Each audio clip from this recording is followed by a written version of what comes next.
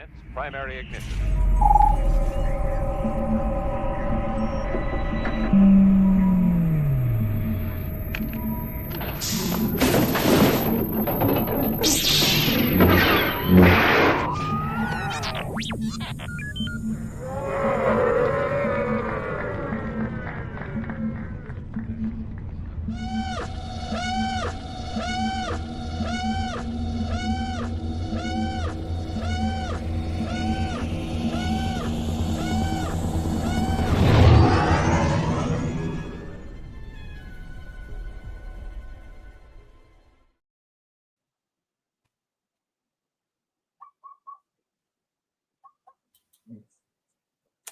Hello there. Hello, Dave. How are you? I am well. How about yourself, Mr. Notman? Swimming with bow-legged women. Excellent. As long as you were just swimming between their legs.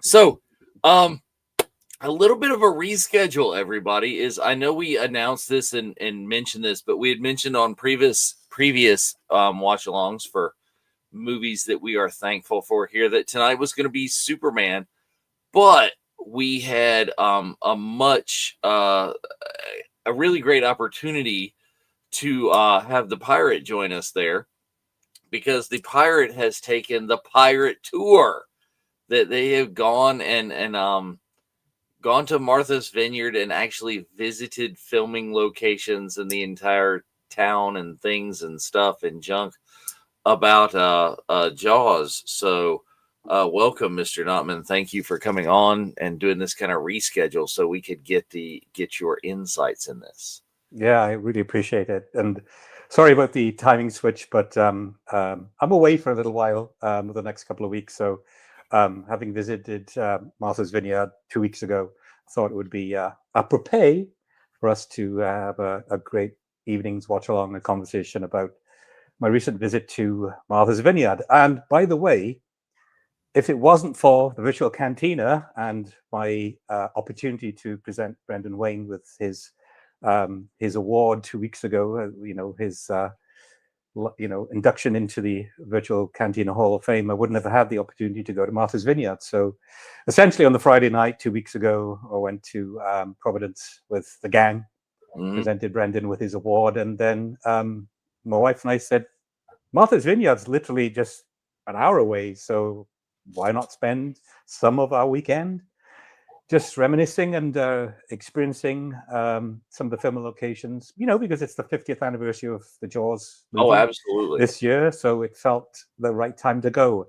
And I'm so happy that I went, because the vibe for the 50th anniversary of this movie is still going on and lingering in Martha's Vineyard. It really is. It's a big celebration down there, and understandably so. It's a big deal to the town and the local people that took part in the movie. So let me ask you this question: Is this like tour thing that you did? Like, is this available all the time? Is this a special thing for the 50th anniversary? Does it only happen, or were you just like roaming the place by yourself? What was up? Yeah, that's a great question. So during the summer months, when they really did have a small convention, in Edgartown, in a local place where they do it pretty much every year, if not every other year. There's tours available, but I would say that I pretty much did the research myself, and I drove around the island and visited the sites by myself. They're really not difficult to find. They're not difficult to locate. They really aren't. It's a small island. It's only 17 miles wide. I mean, goodness, if you do your research, I would say rent a car, which is pretty cheap on the island, comparatively compared to where we live. Or you could rent a motorbike or a moped or Uber it. It's really easy to find. It's a small island. The most wonderful thing about touring the island is everything is still there. There's nothing that's been taken away. It's like it was back in 1975. So yeah, it's not difficult to find the locations. Not difficult. There's some tours in the summer, but I would say do your own tour. It's way more exciting. Just find the locations yourself. Cool. Excellent. That sounds great. So we are going to take a look here at some of your images, and we're going to kind of talk through. I've put them into a slideshow for you, but before that, let's just tell everybody that we will be at the top of the hour at about 10 o'clock. We will be screening the film and talking along through a lot of the things because, like I said, uh, Notman has just seen the place in person. I have just watched for I think the third time. There's a great documentary on Disney Plus that's the Jaws 50th.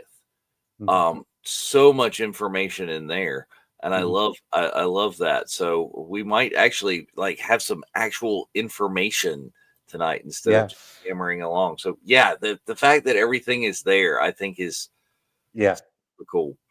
it really is. I mean, nothing has changed. The only small thing, which is a production thing, is Quint's shack Yeah. is not there. It's not there because it was built for the production. Yeah, it wasn't I'm like a real place. It's like Yeah, there's the real you can visit the location of the real Top Gun bar that was used in the first movie, but by the second movie they invented the bar and they just like the bar that's in that one that's like all bougie and on the beach. No, they just like built it. That was a prop. It didn't exist. yeah. But Some of the I walked around, fictional Amity, which is called Edgar Town, yeah. and everything is still there. It's crazy that you can watch Brody walk out of, his office, walk down the street to go to the hardware store to get signs and, Mhm. to make the signs, and every little detail of the fences are still there. It's That's amazing. Nothing has been removed. Certain Well, the architectural kids things, hadn't but been karate chopping the fences. Come on. oh yeah, But they had. yeah, we'll take a look at that in just a sec. But everybody, go ahead and just be getting prepared. We're gonna watch the movie at 10 o'clock. The movie was allegedly on Netflix. All of them were supposed to have popped back on for the 50th anniversary, but I think it has gone away again. I think what I'm doing this evening is I have rented it on Amazon Prime. I think it's like a 379, 389 rental. So we'll have that, or if you've got the thing on DVD, just cue the thing up, and we'll have a timestamp over there at the time, and we can get close. I think we've all seen this movie enough times that it'll Yeah, be pretty close. So let's yeah. roll on over and let's take a look at some of the slideshow. It may take me a second. Hang on. I know you might have to rent this movie, but honestly, it's really worth it because I'm going to give a lot of narrative to a lot of the scenes and really give you some deep insight, deep insights into the movie in terms of not just what Spielberg says on the 50th anniversary documentary, but meeting some of the people that were a part of the production, locals that were actors, etc., talking to them. It's such cool stories. Well, So that's one of the things about the 50th documentary. I think they said there were like 8 or 9 actors that actually came from Hollywood in this entire film. Everybody else was local. Obviously Dreyfuss and Roy Roy Scheider. yeah, Robert Shaw. What was the woman's name that played Ellen Brody? She was Lorraine from Gary. yes. But the vast majority of others, there were a couple of guys like the guy in the boat and a couple other things, but everybody else is local. So that's really cool. So let's take a look at some of your images. Let's see. I've got them. I think I've got them in the order that you sent them to me. So we'll see how Sure. that works Yeah. out. All right. Yeah. So where So is this? This one I didn't overly recognize. this is a place on it's the west side of Martha's Vineyard. It's called Akina Cliffs. Now this is the scene where they have the promotional billboard that says "Welcome to Amity," and then Ah, it gets vandalized, and it says yes. "Help Shark." So this is the scene where Hooper, argument with Mayor Vaughn, and Brody's trying to persuade him not to leave. Like I'm gonna line myself up with a guy. It's gonna be a hot lunch. This is the rock, the actual rock that Hooper sits on while he's frustrated and looking at Mayor Vaughn drive away, where he says, this is going to be the best summer we've ever had. And those beaches will be open. That's the exact rock that he sat on with with the beaches and the coast in the background. So that sign was literally just my side of those two benches. That's Oh, where that whole excellent. scene happened. Yeah. I like the fact that you literally did come straight from Rhode Island. You're wearing your like Coach Mando shirt there. Yes, exactly. And do you know what? It took me a lot of research to find the exact rock, because they've actually, there's a group of rocks there that they've moved around, Yeah. since the filming location. But it's quite easy to find because there's two dark spots. If you look at the rock at the back of where I'm sitting, Mm. that's identifiable. So that's where he sits there looking downcast. So yeah, Like, that's Akina Cliffs. It's on the west side of Martha's Vineyard. and good move, Liberty, is I seriously debated it too, is like going ahead and rebuying Oh, it on Dream. I think it was like $14, it's worth and it. it's not like I don't watch this all the time. And I cannot stand the fact that they just moved the streaming stuff all that. This is not what we were promised when we were promised streaming. That was supposed to be a repository of all movies all the time. Yeah. But yeah, it is what it is. All right, so let's see where we go here. Oh, there's on the beach. Okay. Is there a body under that driftwood? Not quite. You're almost right there. So this little bit of erosion that's happened over the years, but this is the bonfire scene. This is where Aha. Chrissy Watkins catches the eye of that young man on the beach. If you, from where the photo's being taken, you're stood up on the dunes. So there was a little bit of deeper kind of sand there. It was like looking down. There's probably elevated camera shot. That's the exact location of the bonfire scene.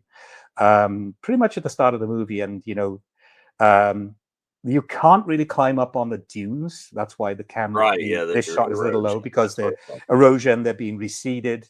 But that's the exact spot. It's south. It's the same name as the movie. It's South Beach. That's drunk dude. He's not Yes. drunk. He's not drunk. Yeah.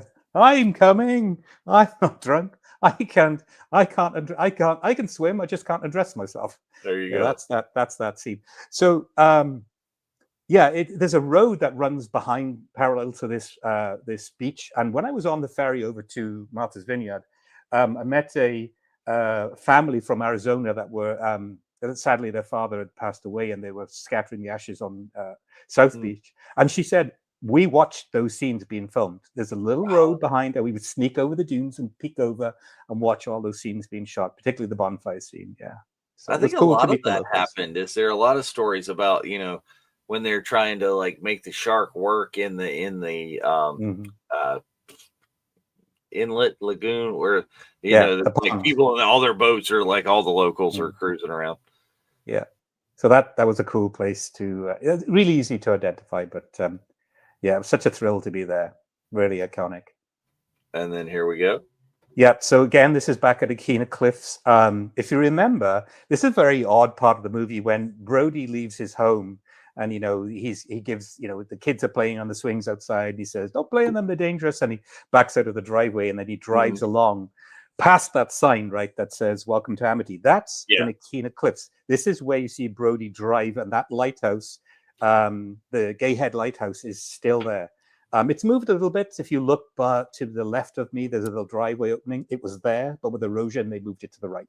But it's still, if you look at that opening scene of Brody driving the yellow truck from his home across, to the beach to find out what's going on, that's that scene. So although the Welcome to Amity sign was there, that's where he drives past that lighthouse. So.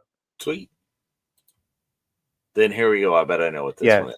Back to South Beach. Yep, that's the exact fence that Chrissy Watkins ran along to jump into the ocean to swim. We're going swimming.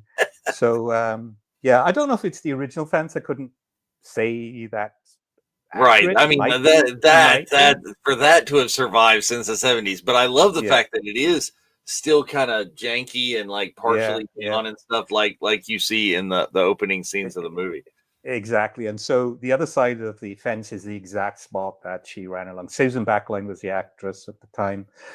She ran along there. But interestingly enough, and I hope we'll go to the photo in a minute, that is not where she actually entered the ocean. Because if you remember, and we'll get to the shot in a minute, she strips off, right, and runs into the ocean. So South Beach is a very popular area. When we were there, a lot of joggers, a lot of people walking their dogs, people sitting on the beach having a good time. So it wasn't possible to actually have her strip off and Right. jump into the ocean and go skinny dipping. So they filmed that at Cow Beach, which is a little further, let me think, west of that beach. So yeah, but that's the area she ran along the Well, and strip what mall. people may not realize is it's a little bit of 70s movie magic, which is that was not shot in the middle of the night. You know what I'm saying? Yeah, Is they would yeah. have that's a filter. They were Mhm. shooting this in daylight because Yeah. there was no budget for this movie. Yeah. Yeah, exactly. That scene where you see her silhouette, run to the ocean and jump in and swim away. That's actually now a private beach. You can't go down there. I don't know if it was at the time, but we didn't want to trespass in the area, but we were very close to the part that she entered the ocean. So yeah, that was definitely a filter, and a scene that was not filmed too many times, as you can imagine. So they wanted to just get that Yeah. shot and move on. So to respect her privacy. So yeah, this is great. This is actually about 50 feet. So I'm stood at the area where the bonfire scene takes place. And to my right is where, so the same area where the bonfire scene takes place is where Brody and the young man the following morning walk down, across the dunes, and then they turn right down the beach. So where you see those people in the distance walking the dog, that's where they found Chrissy Watkins' remains. So that part where Deputy Hendricks, blows the whistle and then kind of Oh, gets that's down the in the piece of driftwood. that's there. Sorry. Yeah. That's to the right and about maybe 100 foot away. There. So that's where they find the remains. And so that's where Brody looks out to the ocean and they're like, what on earth's happened? Yeah, they're making really good use of close locations and things. It's Mm-hmm. like a lot of times I think directors today or people that with more of a budget would have, oh no, we need to stretch a beach that's more scenic and shoots better. It's like we're gonna Mm. move to the other side of the island or some Yeah. Yeah. randomness. I'll tell you a little bit about why Martha's Vineyard was chosen for the shooting location. Anyway, moving further into the movie, this is the location where when they catch the tiger shark, Hmm. Mrs. Kittner puts the $3,000 bounty out, and they catch the shark. This is actually where it's hung. This is exactly the spot where it was hung on the harbor to display to people like, we've caught the shark, everything's okay now. It's actually probably only about half a mile away from South Beach to the west side of the island, but it's still there. The harbor master's hut is still there. This is the same location where Brody is like, get those people out of the boat. Don't take, what are you doing? Don't take the TNT on the boat. And and Matt Hooper actually comes in and gets welcomed by Ben Gardner, who was actually a local. He wasn't an actor, hired for the movie. He was a local guy, and yeah, that's where all the slap of Brody. That's where all that occurs. Same location, very small area called North Street, right there on the harbor. It's in the harbor masters area, so that's exactly where the shark was hung, right there. And I'll tell you a funny story about the shark being hung there by the locals. Anyway, this is me, as you can see, obviously. Yeah, Is this so the ferry out to the Boy Scouts? that's the ferry out to Chappaquiddick Island called the Chappie Ferry. And right there in the background is April Bay, fictitiously, Yeah. where the Boy Scouts were doing their merit badge swim. So that's that area in the background. And I'm on it's called the Chappie Ferry. It's literally from the area you saw where the shark was hung across to Chappaquiddick Island. It takes 5 minutes there, back it's $5. But yeah, you can walk on as a like a walk-on passenger, and for $5 there and back. And yeah, that's the area where Brody is stood, and Mayor Vaughan, the medical examiner, and everybody else comes onto the boat and says, you say, sorry, my headphones are falling off. Yeah. You say barracuda, people say, huh, what? You say shark. You got a panic on our hands on the 4th of July. I That's that love these. exact These are ferry. great shots. Okay, I have only seen these once when I put these in here, and before, and you haven't told me anything about which ones these are, and Yeah. you've taken the shot so well that I'm recognizing them without. Yeah. I like that. That's the lighthouse in the background. That's April Bay. Yeah. Great moment. Okay, so this is the return from Chappaquiddick. It's called Chappie Ferry. So you see where that black vehicle is to the right of me. That's where Brody was parked before he drove onto the ferry, as well as the mayor. That's the street they drive down in the sedan, get on the ferry. Now, that building in the background, that has significance. Now, that is called, it's an art gallery called, and I forget the name of it. It'll come up in my memory in a second. Oh, gosh, I'll forget it. But anyway, it's an art gallery. Yeah. And basically, it'll come to me in a minute. But anyway, it's basically, they modeled that building on Quint's shack. That's the significance of that. Not only is this shoot in location of where they get onto the ferry to go and rescue the Boy Scouts. That is the actual building. The production team modeled the shack on, so they could yeah. Well, I imagine they would not want to start boiling shark jaws in an art gallery. They had to do something about that. But I mean, this is all, and the fact that all this stuff hasn't changed and it's all still there, that's some of the charm and why Spielberg chose Martha's Vineyard to begin with. Is it was a place that kind of already seemed timeless. Exactly. Because it's called the Old Sculpin Gallery. Sorry, my memory evaded me. The Old Sculpin Gallery. Yeah, and it's still the same. If you look at the movie tonight, it's the same. You will not see anything different. See, there you go. Liberty's got it. The Old Sculpin Gallery. Thank you, Liberty. Old Sculpin Gallery. All right. What else we got here? Oh, yeah. So do you recognize that? What do you think that is? Is that the dock where they put Brody's son's boat in? Correct. Get out of the boat. Michael, I told you, get out of the boat. That's actually a dock that's it is actually attached to the home that the Brodys lived in. It's, if you drive past the house, the location of that scene, that's to the left. So you could basically walk maybe 100 feet to the house, to the left of the house, and it's right there. That's the exact dock that Michael sat in his boat, and he's in his boat. He's not going out in the ocean. And then she sees Michael, the pictures in the book. It's like, did you hear your father? Get out of the boat now! That's that dock. Yeah, that's it. It hasn't changed. Look at it. I mean, it's a bit beat up, but it's pretty. I think I don't know if those caps were on it originally. Right? Yeah, probably not the caps. There's a little bit of improvement, but that's it. And that's located not so. Amity is Edgartown on the southeast of the island. That's on the northeast of the island, in a place that will come to me in a minute. It's called something Haven. Martha's Haven. Sorry. So, yeah, it's in the northeast of the island, nowhere near the south of the island. Oh, so they did do a little bit of the cheating. They scouted locations, and they was like, okay, we had to go over there, and well, it works. Yeah, exactly. We didn't have no fancy little caps to keep the poles from rotting back then. No, the 70s. Yeah. All right, that was great. It was great, to do that. So again, that's back to. So this is Joseph Sylvia Beach. If you remember the scene where Brody and the local townsfolk are on the beach, and Mervon comes up and says, the cabanas, the music's playing, and Mervon says, why go in the ocean? Go in the ocean, and the kids of the Carwood Finn and Alex Kittner. That's Joseph Sylvia Beach. And I'm pointing at a sign that says "Swim at your own risk." So that's the location where they shot those scenes where Alex Kittner was killed, and Brody has that look on his face when he sees the kid being taken down. And everybody's supposed to be having a good time, but nobody goes in. Yeah. So that's Joseph Sylvia Beach. It's east of Edgartown before you get there, on the drive down from the ferry port. So nice. Great yes, absolutely. We just soaked stuff into it. So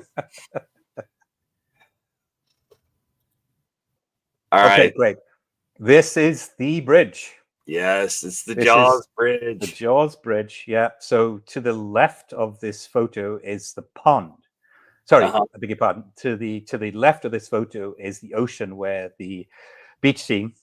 So yeah, so looking at the rocks to the left of the photo is, we walk along those rocks, you go down to the exact location I was standing at, which is Joseph Sylvia Beach, where they filmed the Alex Kittner, situation and all that area. So this is the rocks that Brody runs along when. So Michael Brody's son says, he said, like, don't Oh, the take ponds the for old boat. ladies. Yeah, the ponds for old ladies. Don't Do take it for the old do it for man. the old man. So this is where they actually walk the boat along the stretch of sand. You can see to the right this photo, up onto the bridge and to the pond. So the pond is underneath there. So I'm looking into the pond rather than out to the ocean, which you see is one of those iconic scenes in Jaws. And that's my wife, Caroline, up there. Liberty, she loved it. She loved being on Martha's Vineyard. She'd tell you different, but she did. So yeah, that's that shooting location. I actually ran along those rocks and tried to, just kind of do that kind of scene again. I couldn't run along those rocks. I kept tripping over and falling over. How on earth Roy Scheider run along those rocks? Roy Scheider was not. He was a young man at that point. He was very fit, very athletic for his age at that time. So that's the Jaws Bridge. Yep. So that's a further shot of the Jaws Bridge, same angle. That's the rocks that he runs along, then the sand where Michael and his friends take the boat into the pond, which is the other side of the bridge as we look at it. Yeah. So is that an automotive bridge? Is that just a walking bridge? Yes. No. Yep. It's automotive, and it's when you walk onto the bridge, you park your car, walk onto the bridge. It says no jumping off the bridge. Yeah, because I've seen a lot of people that do that. Yeah, it's a tradition all year round, where it, not just because of Jaws, where people just leap off the bridge just for fun, to say that they've done it. So yeah, and it's actually really shallow. I couldn't believe how shallow it was. It was literally 4 to 5 feet.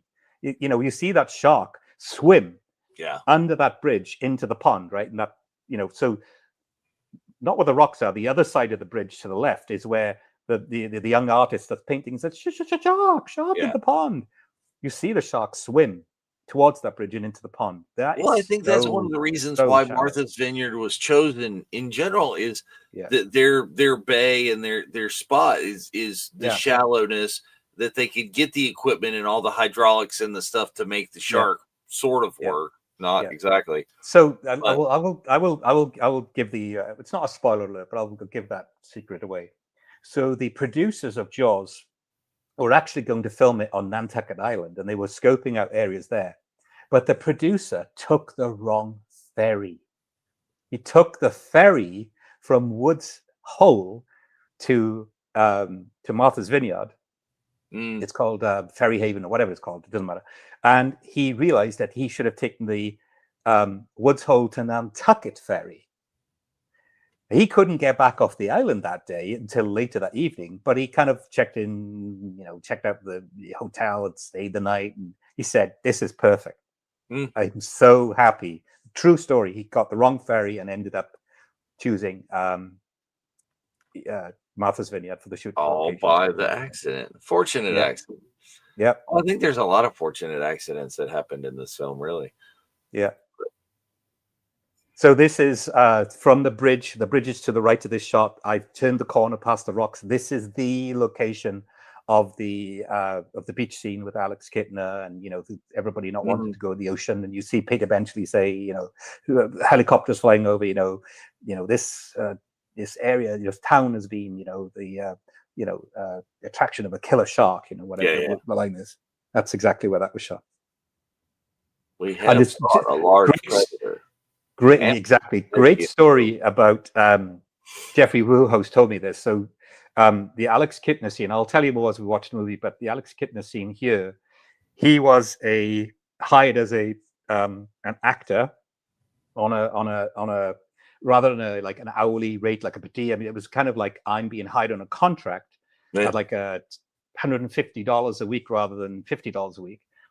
And he had a dressing room here as a local kid that you could put the robe on and go and warm up after scenes, where all his friends he was in school with didn't have that, and were just sitting and waiting on the beach, shivering with nothing but a towel. That's the thing too, is a lot of people. It's like this is not, this is a northerly beach. This is Mm. not Florida.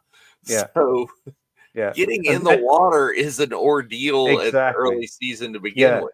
early season, and you know what? Jeffrey Vuhas told me. He said, "Look, I wasn't scared about sharks or shooting the scenes or blood or gore. I was more scared about freezing my butt off in the ocean because it was cold. Literally Yeah. cold. So I don't know that I would ever want to get in the water, and like they have to be August. yeah." Okay, so this is the bridge again, the Jaws Bridge, but the pond is now to the left of this shot. So Okay. when you see Brody run along those rocks, he jumps up onto the Oh, bridge, this and is you where he see jumps him off? runs towards you and jumps off. Mm. Okay, so he runs towards me where I'm taking this photo and jumps off to the left, and the drop down is enormous. It's got to be at least 15 to 20 feet. So what Oh, I'm thinking happened is either the bridge has been reconstructed or there's been erosion where, the yeah, sand yeah. has sunk. But that is a long drop. There was no way that it was like that in 1975. So that's a shot of Brody running towards us. There's where the He- budget for the movie, they brought in a couple of dump trucks full of sand just so yeah, probably. And that's where he jumps off to the left. Again, now, so this is the Jaws Bridge. So I tried to recreate, this is the pond to the left, that's the ocean to the right underneath the bridge. So I was trying to recreate that iconic shot, where the shark swims out of the Oh pond, yeah. leaving Michael traumatized and in shock. And Brody looks out to the ocean. You hear that dramatic kind of music. That's that shot. But I literally couldn't get out into the ocean. It was a little cold, a little deep for me. So I tried to recreate as best I could, but I kind of sort of failed. Yeah, I think that was a scene that Spielberg said that there was a lot more to that scene at one point, but Mm. they chose to cut a lot of the gore out at that point before the MPAA even saw it. Yeah. I loved this one. This was Yeah. instantly Well, if you're a recognizable. Jaws fan and you've watched the ocean, watch the movie, this is something you will probably recognize. So this is Edgartown. That is actually the harbor in the background in the distance, just 1 block away, as you can see it there. And this is where they hang the 4th of July banner from that Mhm. store to that house. The same. If you look back at the ocean, at the movie, it's still the same. So that's the 4th of July um, banner scene. And so, as you look to the right of the photograph, so Deputy Hendricks would have walked to our left and walked down the street with Mayor Vaughan, and basically saying that famous line, "We had a shark attack on South Beach. I got to batten down the beaches, Mayor." That's exact location, but walking away from this camera, not towards. Yeah, nice. Yeah, so this is back to the same area where the shark was hung, from the bounty that Mrs. Kittner put out for $3,000. So behind the photographer is the area where they hung the shark. Behind me, it's the same area where Matt Hooper is greeted by Ben Gardner. That's the other side of that harbor. Towards so Quint's shack and that lighthouse you can see right behind me. Hmm. That's that side. So Ben Gardner greeted him there.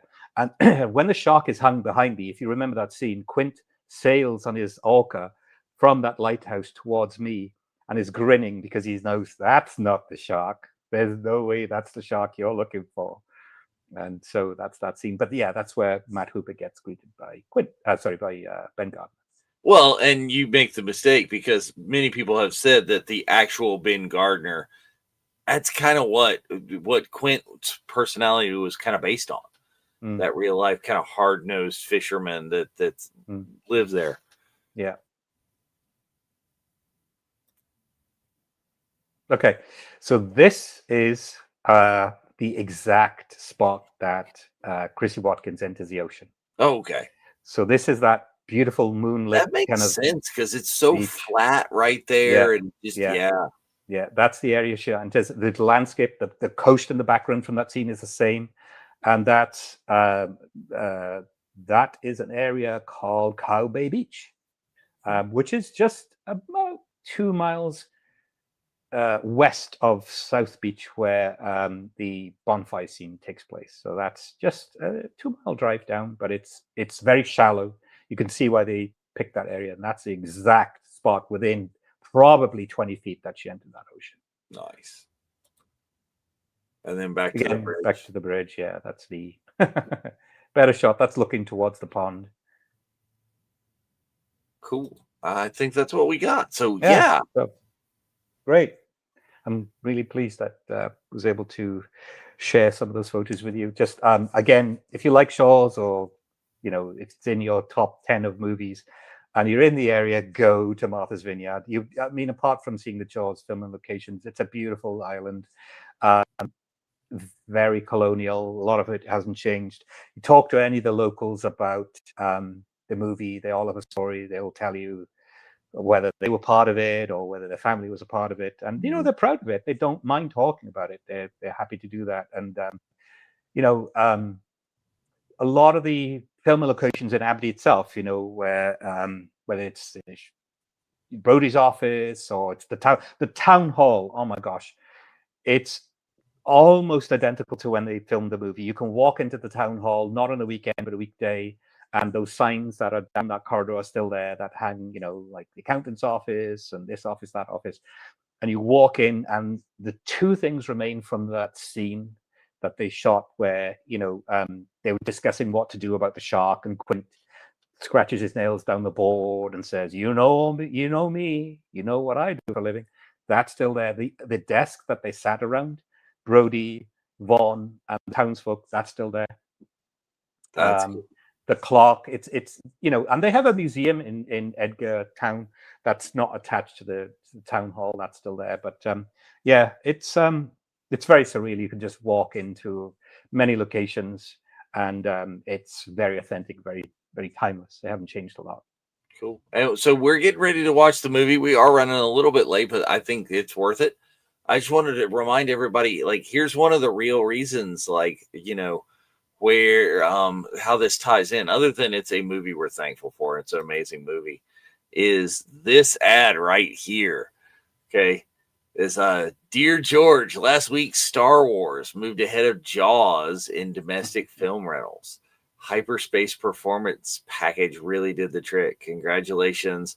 This is a full page ad that I think was taken out in the New York Times by Steven Spielberg, and just kind of this mock-up, this pre-photoshopped like made up scene, because Jaws really kind of opened up, changed the movies, right? Is it changed and created the summer blockbuster? I don't think necessarily that Star Wars would have been released in May as famously as it was had Jaws not had the success that it had in the before. Yeah, and if you think about I know we've got to get running on the movie, but if you think about the timeline between what I call, the significant movies, the movies that we love as we're watching tonight. Mm-hmm. Jaws, 75. Yes. And then you had Close Encounters. Mm-hmm. Then Star Wars in that order. And that would, to me, that changed cinema history for good. And then immediately after, what we will be watching next week on a special time, we're not going to do it like on Thursday of Thanksgiving, Superman 1978. Mm. So what a great movie. It just all goes right in there. So yeah, let's get back to it and get ready to check out the movie. So we are gonna get ready. I gotta get my clock going. Little switcheroo over from one to the other. So let's. There we go. Get that up there on the stage for you. And we're going to go from the Universal logo at the beginning of the movie. Yeah, absolutely. So we'll get it ready. As I'm going to pop mine up as I've got mine, had mine ready and queued to that point. So yeah, stick with us, folks. I've got a lot of more stories, a lot of more information about this movie that will blow your mind, honestly. Alrighty, so let's get into the countdown, and we are going to start the movie in 10.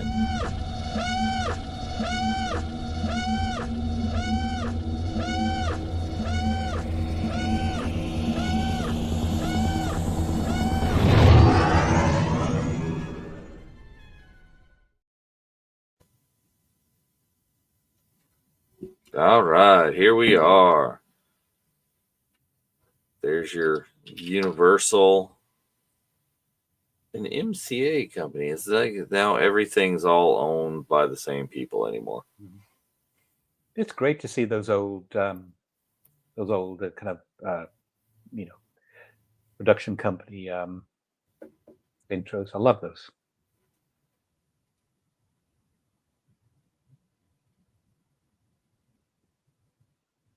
And immediately you get the John Williams theme. Yeah.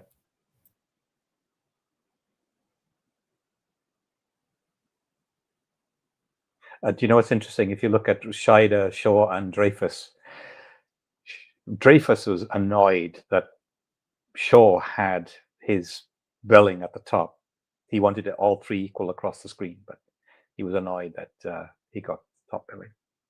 Well, that's a little ridiculous at that point in his career, right? You know, Dreyfus didn't have the experience that Robert Shaw had at that point. But interestingly enough, there's Verna Fields. I'll tell you a story about Verna Fields in a minute. But Susan Backlund had star billing. I mean, she was in the movie for less than 3 minutes, but she was in the top 6 or 8. Yeah. Thank you, Sherry, for coming in for what you could. So here's the. Oh yeah, this was a movie. You know, one of those. Like I said, it started forming so many things. It's a movie that you got summer blockbuster. It's a movie that became the biggest movie of all time for a period. It's a movie that had that first kind of soundtrack. Yeah. And you know, this really quickly before we see this scene unfold, I wasn't old enough to see it live in the movies. You know, I was 8 years old at the time, 7 years old at the time, and my parents wouldn't let me to see it. But when I saw it subsequently, I was like, I didn't want to go in the ocean. I didn't want to. So that's the scene I showed you earlier on. That's where the bonfire scene happens, and you a bit of erosion, but it's pretty much the same. No, you can see the very same spot. I mean, you can see the little the cutout in the curve. See here, this is what I was talking about, is how you can see that the fence is still kind of curved that way. Look. So look at the similarities between the fence that we looked at and this. They're going swimming. Yeah, he's not drunk. Always remember that. He's not drunk.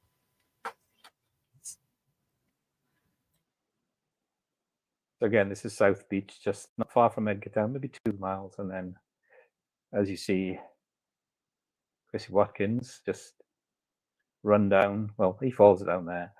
But there's that scene. That's the exact place. Cowboy Beach. Yeah, just like so flat and calm that you see there. And the shallow is probably because there's like 4 guys with ropes like underneath the water here, pulling her all around and making this next scene happen. Spoiler alert. Yeah. If you ever watch an interview with Susan Backline, that's what she said, you know, ropes tied to left and right of my waist and just being pulled and thrashed by divers. But that's what was necessary for the shot. Oh, by the way, the model, you know, the Welcome to Amity sign, the model, the lady on the lilo, the floaty, you know, on that sign, that was Brian De Palma's girlfriend. Oh, there it is. Dude, guys on a rope.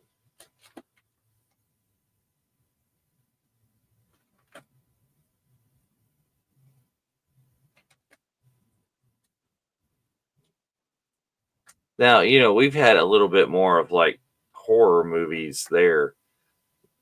I'm sure there's more things that are gore, but this is scary as heck. This is still that, don't want to go in the water because just, for me, the exactly, Liberty is like, didn't want to go in the pool, didn't want to go to the bathtub. You're like, what?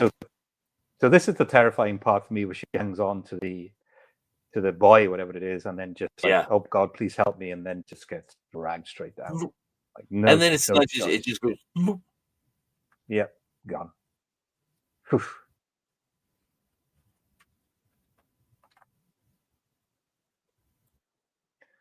So the next scene will be the Brody house when he wakes up.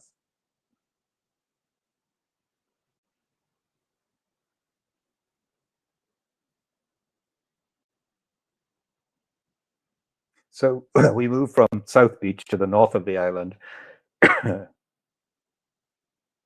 And this is East Chop Drive, which is Brody House. It's changed a lot. It's been remodeled, but the structure's still there. The garage is still there, the main house, but they've really remodeled it, new roof, new everything. But that's the exact place.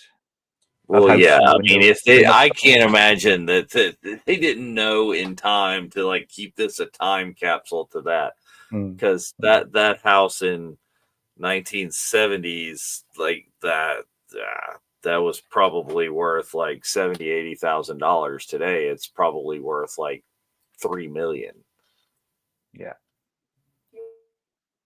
So this is the northeast of the island, nowhere near the beaches, nowhere near Edgartown.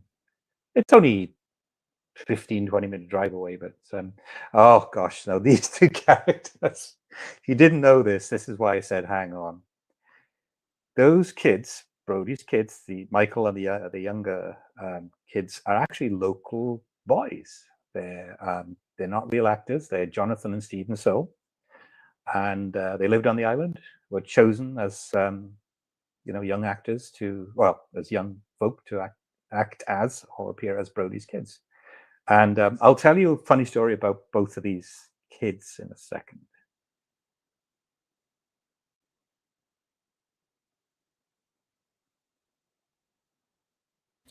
But did one of them went on for the sequels, didn't he, or no? Oh, that much sure. I don't know. Yeah. So they're the kids playing on. So there's his yellow truck. This is to the northeast of the island. East Chop Drive, just near Ferry Haven. It's really close to the ferry port where you get the ferry across. So he backs out. That's been remodeled, but it's all pretty much still there. The fence. No fence now, it's open. And so you see Brody drive away, and the next shot you see is that's Akina Cliffs. So you remember see the shot of me with the lighthouse in the background. There it is. There you go. There's the same. That's the Gay Head Lighthouse. That's the sign. So that is to the west of the island. It's like you say, flip-flopping all around just to get great shots. So this is back on South Beach, which is just near Edgartown, which is fictitiously Amity. They come down the dune, and as I showed you my picture earlier on, looking west on South Beach is where they found Chrissy Watkins. Yeah. Now this actor here, this is a local too, and he's talking about how they wanted to dress him up all like hippies, what they thought the 70s were, and he's like, "So you see my shot? This is how I dress." Yeah. See my shot? That was the exact shot of that. Oh yeah.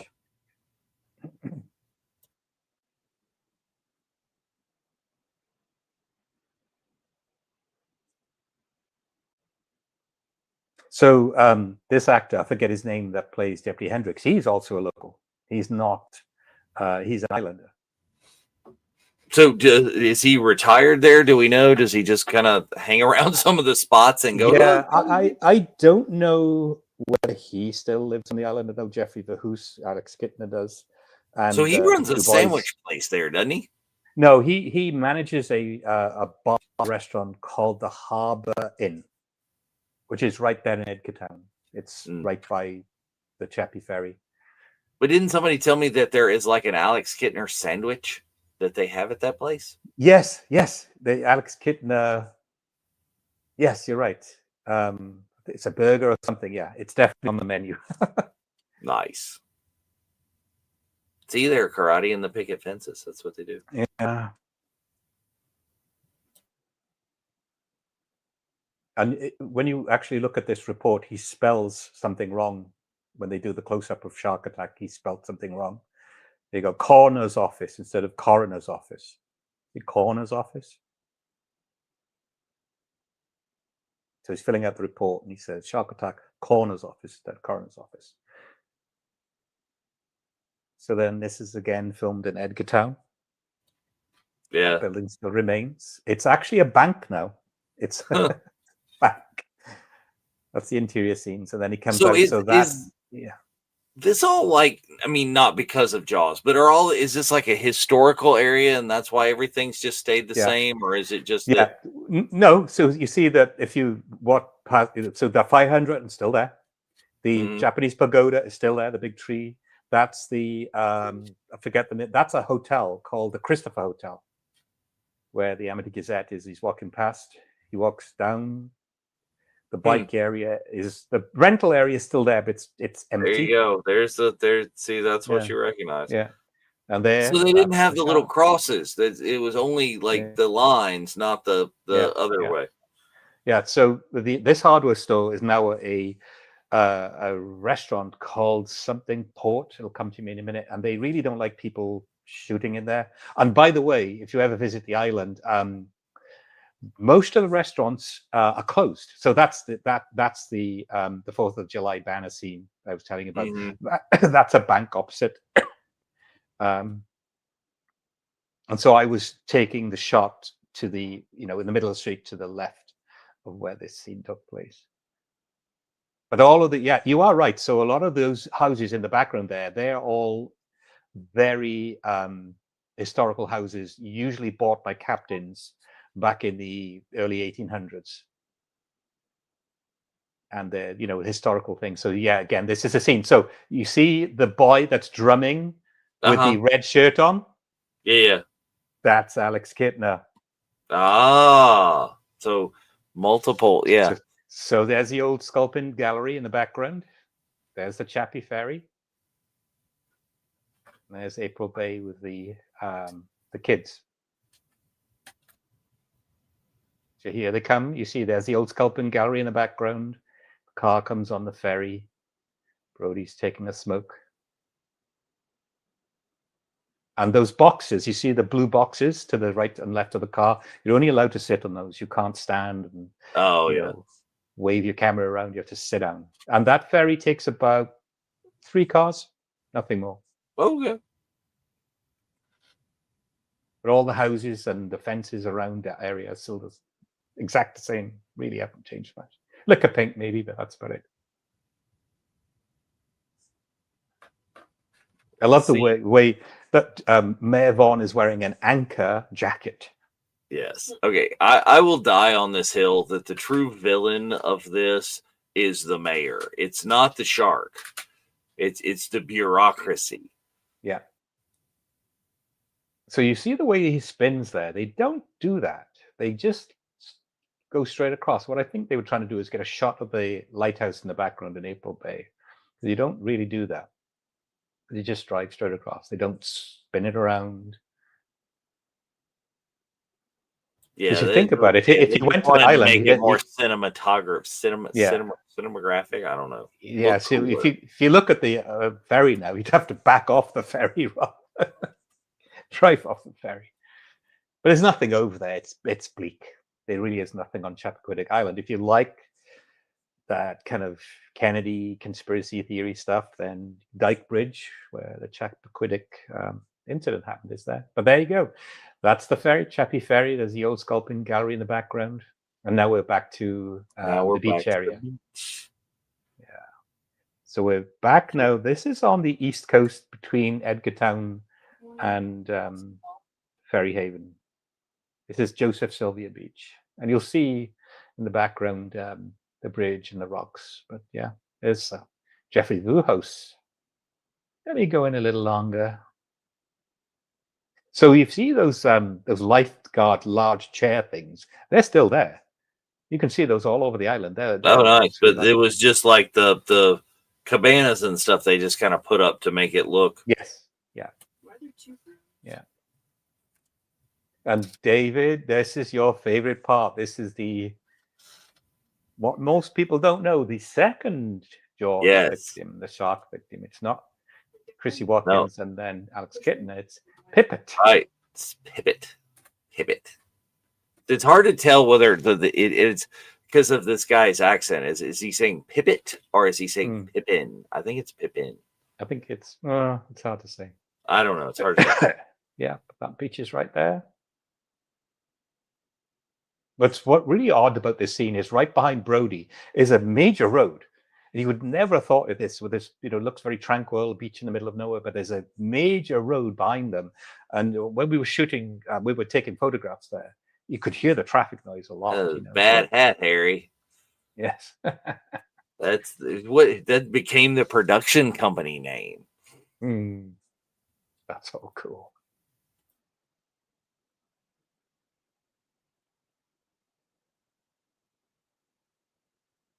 You can see Brody just doesn't care about the conversation. He's like, I just want to see what's going on out there. Do you know how long it took to film the Alex Kintner scene? 5 days. 5 days. Well, they were having problems with the shark, right? They just, no. So what was happening was with the Alex Kintner scene, they told him to just duck under the water and hold his breath, but then his arm would be in one scene and his head would be in one scene and leg would be in scene. So then they decided that they would do what they did with Chrissy Watkins. They put 2 divers underneath and yank him under. Yeah. Some bad hat. But my overriding memory is just him saying how cold it was. So all of those kids swimming in the ocean towards him in that scene are all his school friends. Yeah. All went to school with each other. And he got the top billing, so he had the fancy cabana. Robe and the cabana, yeah. So all of those are local kids. None of them are. Oh, here it is. He's calling for the dog. So this says tippet is what the closed captioning says. Yeah, first time I've watched this with closed captioning on. But he's saying, Papa, if I look at it, he's saying, I don't know. I don't know. The closed captioning says tippet, but I have not heard it as that before. And by the way, that's a very shallow beach, so it was a good shooting location for this scene that they didn't have. And they're probably shooting that with like a kind of fisheye to make it look deeper than it is. There you go. Yeah. So this scene, he told me that basically he had to swim over a barrel of blood, and it would shoot blood. See that scene where they're shooting blood up? The barrel will shoot blood up, and they had to keep recharging it because they weren't getting it right. They weren't getting it right. So just swimming over a barrel that had a little charge that would blast the blood up, and spent days swimming over it trying to get it right. Yeah, I think I saw in the 50th, the first time they did it, he was just absolutely covered everywhere because they just a little bit too much pressure or something. Yeah, covered in blood.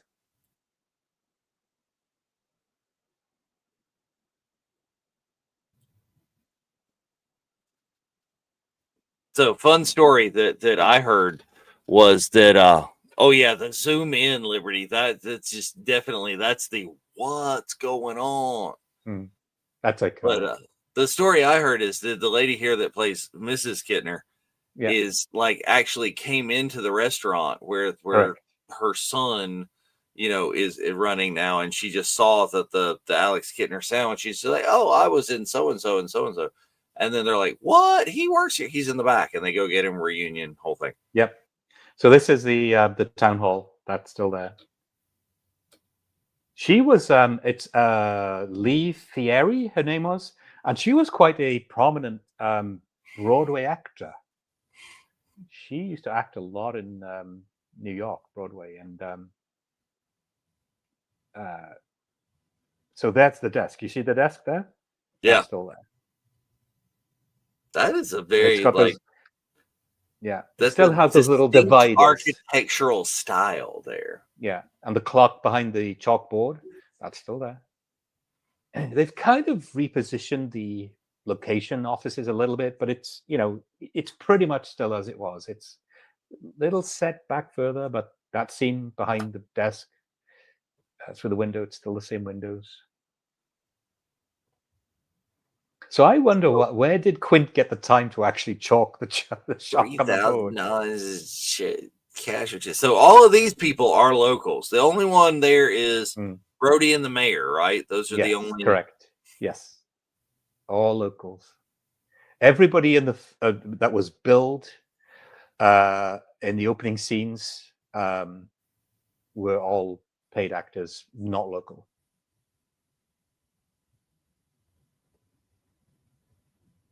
In fact, Jeffrey Verhulst was telling me that basically they saw an ad to say we're shooting movie production, we're looking for extras.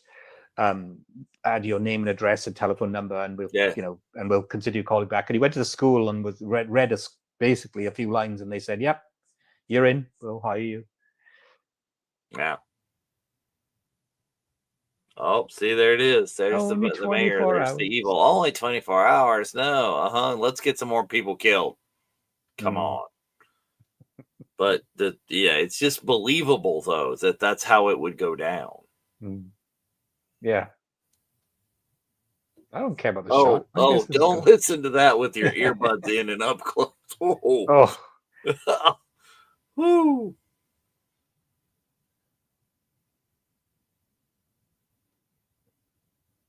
I just love the way he just chomps on that little cracker. Yeah. Oh, no, me. You know what I do for a living?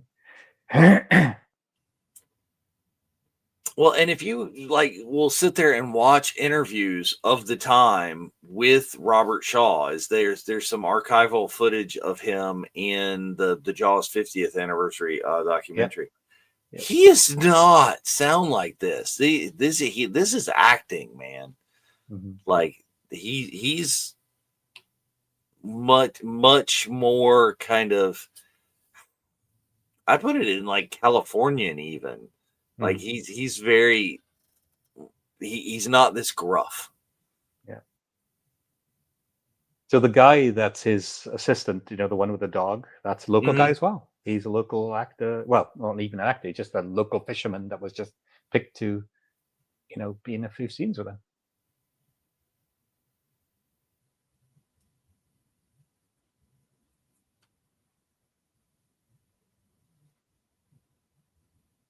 They're just like, Yeah.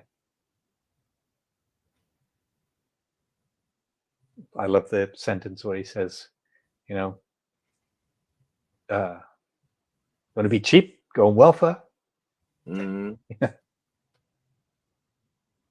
So those signs, as you see in that corridor, they're still there. I wouldn't say they're the same signs, but they're still there. Tax assessor's office, town clerk, they're all still there. I have a photo. I didn't send it to you. I apologize. Oh, yeah, that's fine. There's Deputy Hendricks, South Beach. All reading about it. See, there's the scene. He's all reading up on the. So now we can look at whether those caps are still on the. We can see. Was that on there? Because they're about to see the. Yeah. But like I said, this house has got to be worth. Like, look at the views out that. Yeah. Now I'm curious, and after we're done with this, I'm gonna have to find that house on Zillow and see what the estimate is. Well, I can tell you the address. You want to make a note of it, or shall I private message you that? Yeah, just message me that. We don't need people like cruising through these people's front yards. They need to do their own research.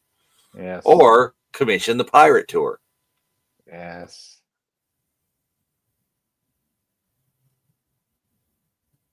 All right, here's the scene coming. Oh no. He loves it. It's probably a similar shot. Aha! No caps. No caps.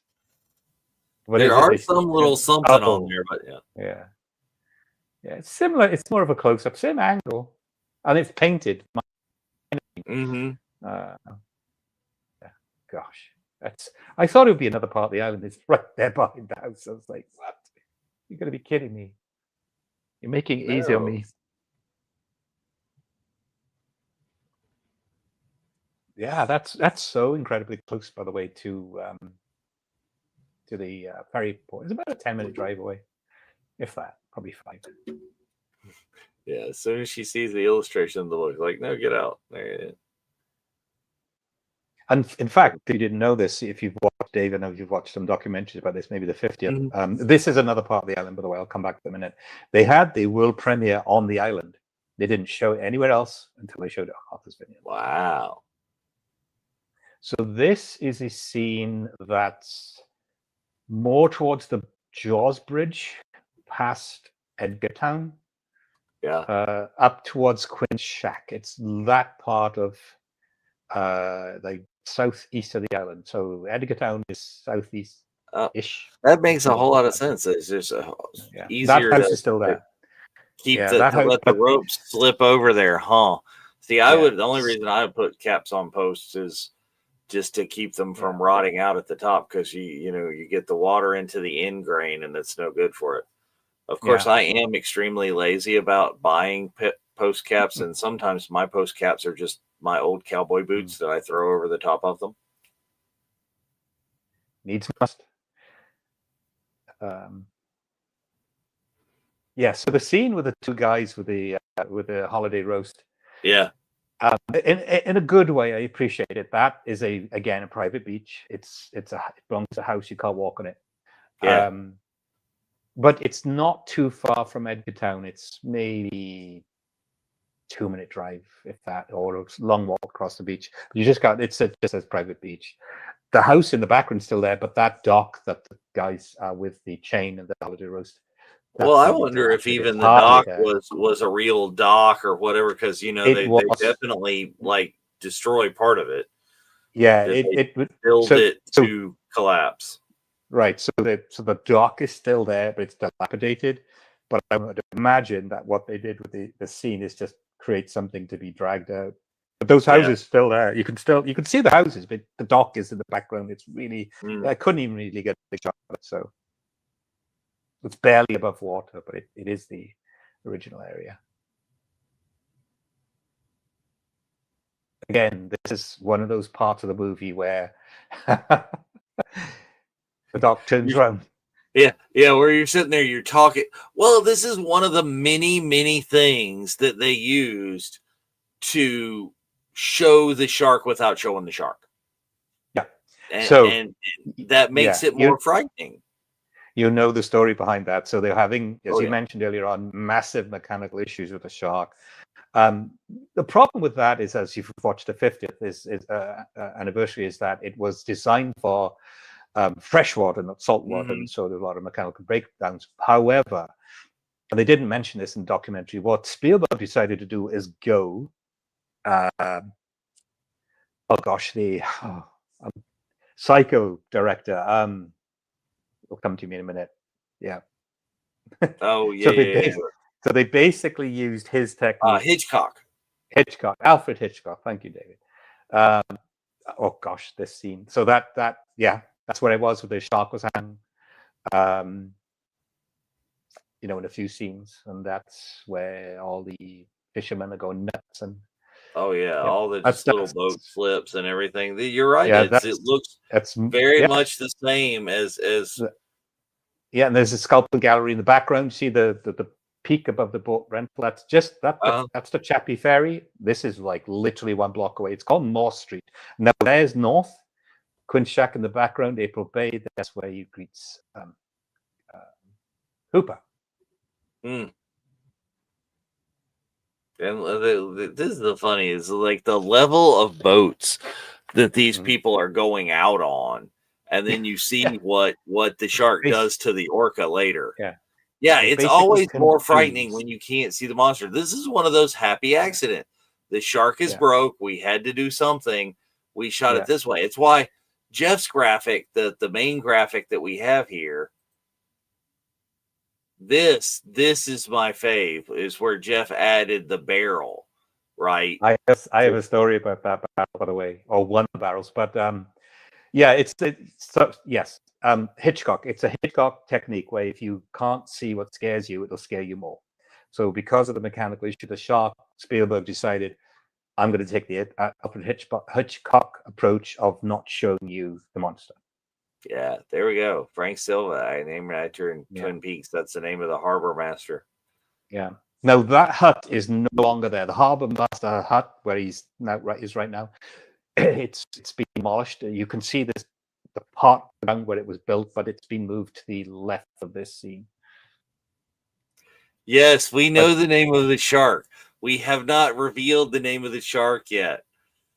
We haven't yeah, seen the shark yet. Hold on. so here's a reveal. I told you to hang on, and I give you some surprises. So when I was talking to Jeffrey Verhoos, he said basically when before shooting the movie, we all knew where they held the shark for the movie. You know, the mechanical shark that went in the ocean. It was held in the Edgartown Yacht Club, and basically him. And I'm going to say it because it's public. He's put it out on various channels. Him and his buddies to break into the yacht club because they just opened the window, wouldn't really break in, and climb all over the damn thing. Yeah. Climb all over the damn thing. Like, what? True story. Him and his school friends would, you know, open the window, climb in, climb all over the shark. Well, fun. and there was not one shark. There were three sharks. Yes. Yeah. And you can actually go to the area where they held the shark when it wasn't in production. So if you look at, there's a scene there with a beer can now, which I'll tell you about in a short while. But yeah, the little jetty where they held the shark, the mechanical shark, is still there. And yeah, is exactly. Hooper is a favorite character, even though Hooper they made a lot more sympathetic in the movie. So I'll go ahead and tell you, like right here, is I come to this movie. I love it, by the way, but from a different place because I did not see the movie first. I read the book first. And yeah, I did not. And the book is very different. It has a lot of different stuff going on. There's a whole. Go ahead. No, I was going to say I wish I did that. Actually, like there's a did whole the same with the Shining. I wish, that happens between Ellen Brody and Hooper in there. And it's just the Hooper connection in the books is that's why he's just sketchy. You're just like, damn it, I don't like him because Brody's the favorite. We're rooting for Brody, and then there's but it's just like So I agree with Liberty. I think Matt Hooper in this is just he's, to me, it's like, I'm not just a hero, but I just think he's the gravitas behind this movie. It's like, this is not a shark attack. And is he very much is the expert and knows the stuff. He's also, I think, portrayed as a lot younger in the book. Or at least that was the impression that I got when I read it, is I was not picturing Richard Dreyfuss at this age. Yeah. So there you go. This is the scene. I'm not sure which angle they're looking back at. And here's another, only in the 70s, that very likely is a real tiger shark that someone caught and they just hung up. It's like, I can tell you about that shark. It is a tiger shark. It was caught in Florida. It was transported up by truck to Martha's Vineyard and hung out. You see, this is the scene. This is looking towards Quint's shack. Yeah. And so behind this scene would be so there you go. There's lighthouse. That's where Quint is like just giggling to himself. You think that's a shark? Yeah, whatever. I'll tell you about the shark in a second. There's a good story about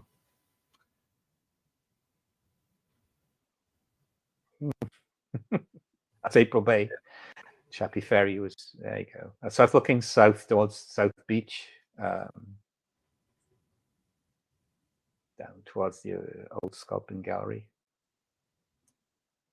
They're like, oh yeah, there it is. Yeah. There's the Harbour Master's hat. You wouldn't believe it, Larry. What kind of shot? So this is where I had my photo taken, right there, looking back towards the town. Nice. Tiger shark. There you go. So that's where it is. There's your stuff your friggin' head in there, man. Yeah. I want one of Mayor Vaughan's jackets. You know, that kind of beautiful kind of whole striped jacket. Well, and he's wearing like the pink shirt underneath it with the black. It's very Yeah. He's a fashionista, man. He was rocking it back in the 70s. Well, and he's wearing a different suit in like every time you see him. We know somebody else that does that, right? Star Uh, Wars, Amidala. oh Probably yeah, changes. it's like there you go. That's your drinking game for Jaws. Is every time you see the mayor in a new suit, yeah, you're plastered by the end of the movie. Yeah. Yes, This is and the looking. wide ties. And yeah, Hooper kind of was the new nerd hero, and like I said, way more sympathetic in the movie than the book, and that's why, Again, spoilers, there yeah, was a different ending in the book for yeah. Hooper. So again, this is not another one of these lines. I was like, I'm not going to stand here and watch that kidness. Oh Kid. yeah, Let's be reasonable, guys. do a half-ass autopsy on a fish. The fish. Yeah, watch that kid. The body spill out all over the dock. This is one of those movies too. It's like everything in here is quotable. Everything is so memorable. I mean, you and I could probably sit here and turn the sound completely off and do the lines before the lines are said. Yeah. And here you go. I just found out about the other victim. Yeah. Ray Merriam, Street Harbor Master. So this is Liefrier, and she slapped him 19 times. Woo! 19 times to get it right.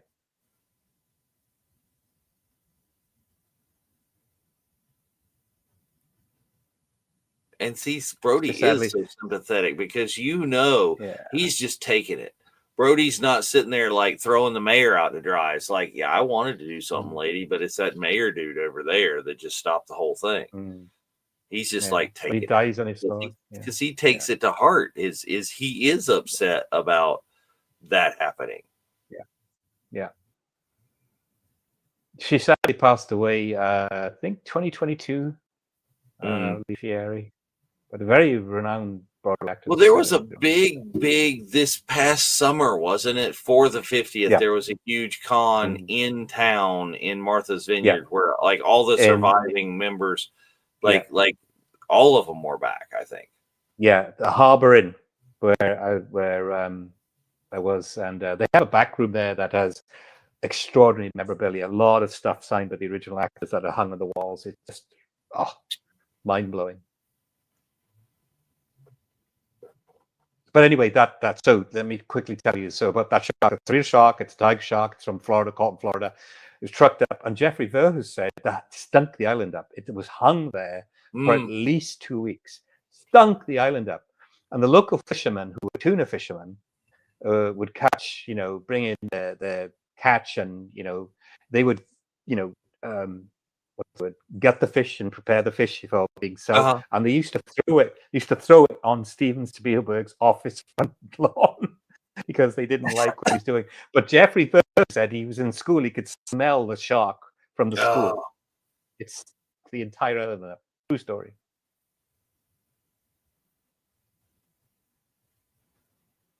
Yeah, and see this dinner party scene. It's a whole other undertone now with this than the book, where Brody and Ellen had an affair and the awkwardness and the this and the that. But this is just like, generally, here's this kid.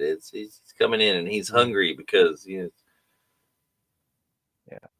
this place is a much funnier and more sincere kind of thing than it's like that damn little college. Now, I wish. Well, we'll get to this a little bit later. I wish there was a little bit more backstory on Brody in the movie. You get a lot more backstory on why he's there from the book. That's true. All we know about him is that he's scared of the water because he sits in his car on the ferry to the mainland. And he was a cop in New York. That's all we really know. Well, we do get a little bit when they're in the comparing the scars scene. Yeah. Get a little bit more, a little bit, just a little taste. Yeah. This is, again, silly little line. Is your husband home? Yes, I'd really like to talk to him. So would I. Yeah. That's so amusing. Well, that's some of the things that like make it real. You're like, it's one of those days, yeah.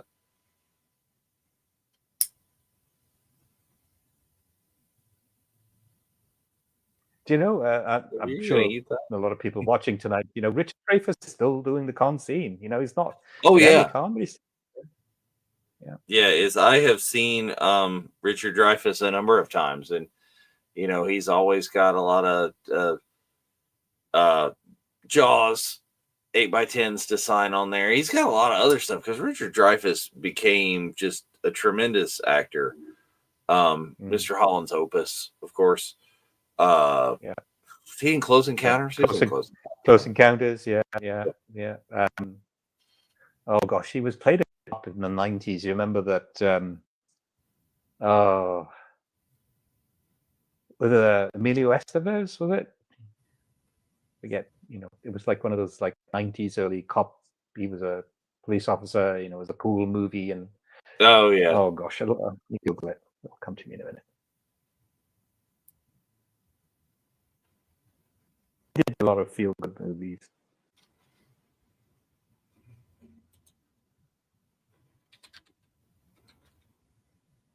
But yeah, see, he American only does Graffiti. this one. Is you get Roy Scheider back for other ones, but this is all you get for. How could we have forgot him. American Graffiti? Yeah, how could we have forgotten? Oh yeah, Graffiti? And it was Stakeout. That was the cop movie he was in the early 90s.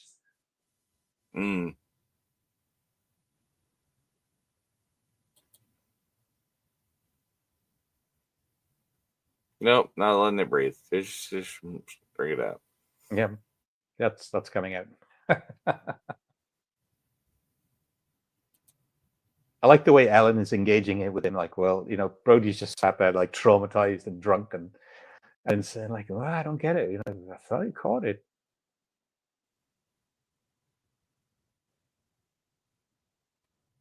And I love the way that Brody references at least twice in this movie, maybe the book as well. Dreyfuss. Sorry, Hooper says to Dreyfuss. Sorry, Hooper says to Brody, "You're going to be the only sane man on this island." Yeah. Close Encounters, Mr. Holland's Opus, Jaws, The Goodbye Girl.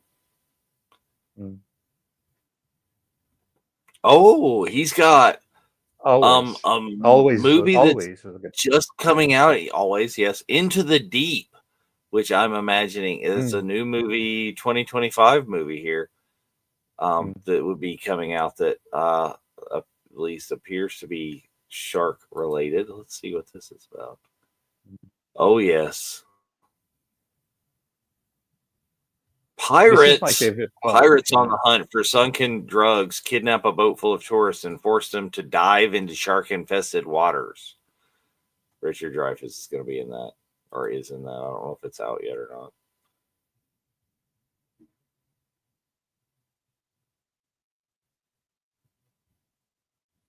Yeah, I can do anything. I'm chief of police. I'll do all the things.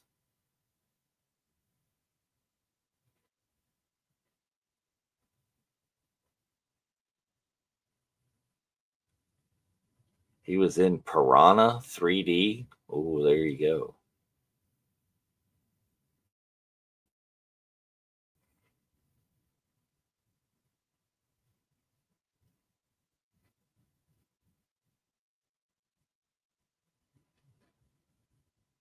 Oh yeah, it's in The American President. That was a good movie. That was right there before Mr. Holland's Opus. Lincoln, lots of different things. Always, Let It Ride, Moon to River, Stakeout, Down and Out in Beverly Hills. Come on, how do we even forget that? So many things from Richard Dreyfuss. We appear to have lost the pirate for the moment. We'll see how that works and how we get him back there. But oh yeah, let's see. There he is. What about Bob? Yes. What about Bob? And it's like, yeah, come on. See, this is the whole thing. Like I said, we got to call the beach, close the beach, call the mayor. You would think, but no.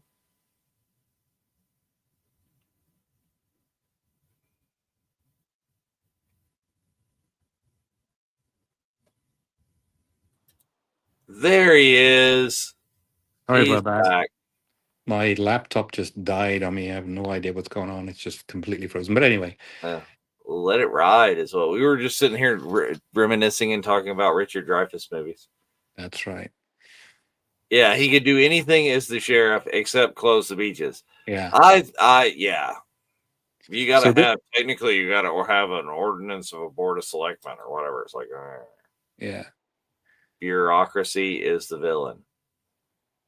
So this scene where they're in Hooper's yacht, that was filmed in the backlot of Universal Studios in this exact scene where Brody's got the bottle and, is reminiscing, like there's never been a shooting or mugging. So that's in Universal backlot. But part of it coming up is not. That was a reshoot later on. Yes. When the Ben Gardner surprise. Yeah. So that was Werner Field, the editor's pool. Yeah. Is because again, they went way over the budget, and the studio not only threatened but like shut them down. I think like repeatedly or whatever. And so, at one point, they were really doing guerrilla filmmaking. Yeah, very much like Star Wars. They were re-editing and re-editing and re-editing, and Carl Gottlieb and Steven Spielberg were doing rewrites every day, literally. Well, not every day, but every evening. Because it was just so the script was bad. There was no real. Well, again, the kind of thing is they started off is Peter Benchley wrote the novel, of course, and Peter Benchley, it became so popular that they moved up the date for making the film. They thought they had a lot more time to make the film. They had a lot more time to like make the sharks. That's part of the reasons why the sharks weren't properly tested, is they had to move it up and like, no, we got to shoot it now because we want to release it sooner because the book is so popular. Yeah. But I think they started and had Peter Benchley try and do the screenplay, and that was not in Peter Benchley's wheelhouse. No, that was not Yeah. something he knew how to do. Yeah. So I think it was Carl Gottlieb, and I forget his, not just a writer, he might have been some kind of producer or associate producer. He just literally jumped in and just helped do the rewrites and everything. But yeah, I mean, it was New York Times bestseller for a long period of time. So it's just the underwater scenes that were filmed in Werner Field's pool. And she was at the Harborview Hotel for the entire production, and she basically took over, I don't know if it was not a floor, but a couple of rooms just to do film editing, just did it there and then. Anyway, where we stayed in Edgartown, or Yamity, was the Kelly House. It's now called Faraway something or other, but it is known as the Kelly House, and that's where the entire production crew of the Jaws movie stayed. So Liberty, I don't know the story of the shark. I know there is a story of the shark on the poster, but I don't know what it is. So you two go ahead. Like, yeah, I know. Well, so what I believe is that there's a misrepresentation of the type of shark. So that is apparently a mako shark, not a white shark. Well, so and some of it is, I think, to make it a little penisy. So yeah, I mean, it's one of those situations where maybe a great white from this kind of look and feel is not probably the best thing to use. It's a mako shark. It is 100% mako shark. Is great whites like from the underbelly? They're like they're pudgy sharks. They're yes, fatter. So that is a mako shark. But I love the fact, as I was saying earlier on, that the girl on the what does Mayor Vaughan call it, a public service notice. So the girl on that poster at Keena Cliffs is Brian De Palma's girlfriend. And that poster too. There's a jump scare from the pool. Yeah. Now I've got a very interesting story about the head. Yeah. That head and I'm sure there were many of them made, is actually in the museum, the Martha's Vineyard Museum in Edgartown. You can actually go and Uh-huh. see it, amongst many other memorabilia, nostalgia pieces, which I won't tell you about. You have to go and visit the Oh, place. good. Yeah, as I wanted that surprise. But yeah, it's like the poster shark, and the scale of that is like ridiculous. The scale of So, that is almost the yeah, scale that they did for the Megalodon movie or the Meg with Jason Statham. yeah. So Is here we like, are. Yeah, this is Akina Cliffs. See the two benches? oh They're yeah. arguing. Uh-huh. Tell them about this one. Oh, there's the anchor suit again. But that's a Yeah, different tie this time, right? yeah. It was shot the same day that they did the Chappie Ferry scene. You can tell because he's got the same tie, the same shirt, the same jacket. Oh, it is a Yeah, there's nothing there. I mean, Akina Cliffs is beautiful. It's just the Gay Head Lighthouse. There's a see, little. it's just yeah. He is so self-righteous in his thing. It's like, do Mm, you have the tooth? Do you mm. have the tooth? Where's the Did you proof? see the tooth? Where's the tooth? Come on. Yeah, it's funny how he picks up the tooth. Where is it? Where is it?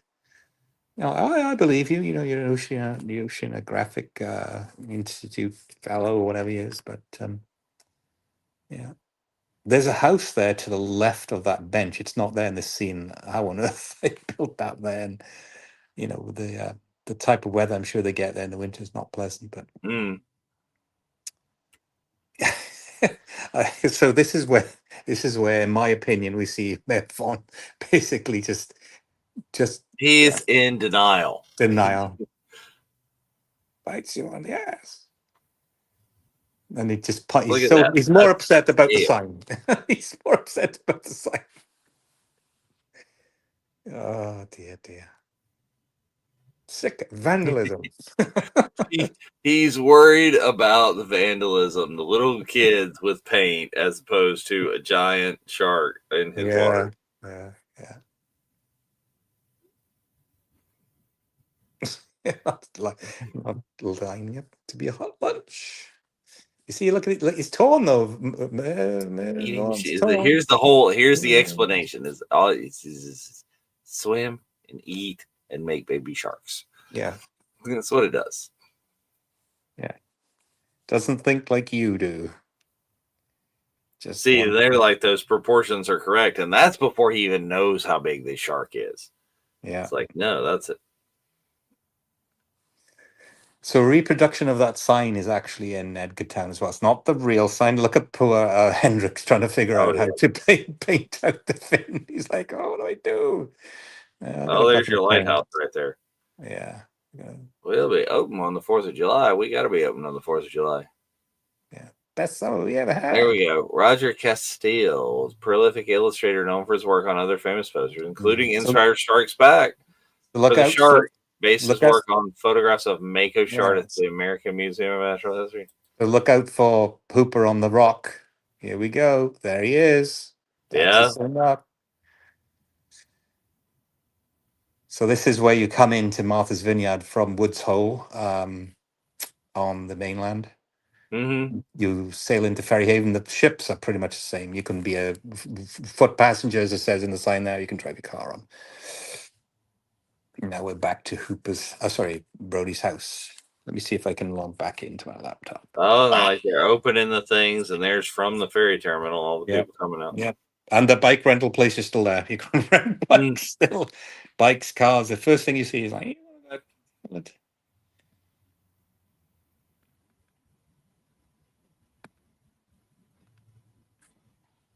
back to Brody's house, which is not. Yeah, all the 70s vehicles and things. I Mhm. mean, they really pulled out the stops for this scene. This has got to been like a nightmare to film. Is all the Yeah. Yeah.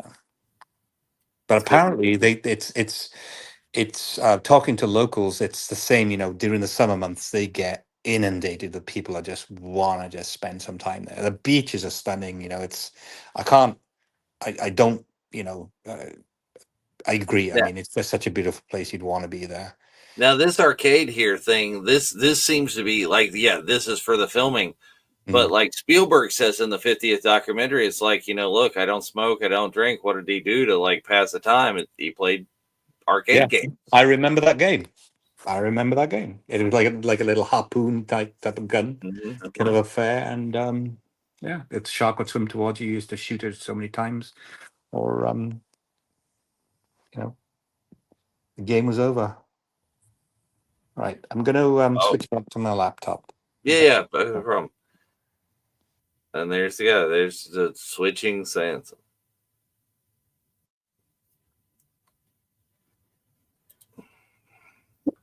Oh yeah, and like there's your helicopter with your pontoon helicopter, and as the Jaws, the stakes went up, you would get stuff like that. Oh, it lands in the water and the shark eats it.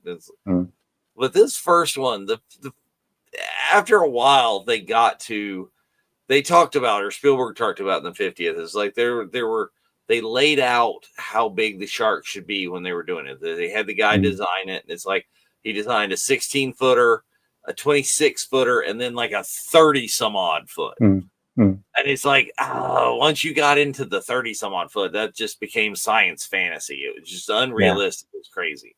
Yeah. So this is where we're back to Joseph Sylvia Beach. The Jaws Bridge is to the left of this scene. And again, it's remarkable how close the road is to that beach. It's a few feet, like maybe 30 feet behind those little huts. Well, it was also the 70s on Martha's Vineyard. Is how high a traffic was it then? It's probably high traffic now, but everything is. Yeah. So this shot is being shot from the rocks that I ran along down the beach. So, now I got. Well, now we'll see. one goes in, everybody decides to go in. So there's the crazy. I don't know, people. I don't know that I support this. Larry's happy. But you notice Larry's not going in. Larry's not got a swimsuit to be found, man. He's just like, oh. Yeah. Oh, here it is. Come on, man. Put it in the pond. Oh, the old man a favor. Oh, that's exactly your shot. Except no lifeguard stand there. Yeah. Dang, those rocks are hard to run along. I keep saying it no chance. And look, the hot dog stand is right there. It's like right next to the rocks. Nice.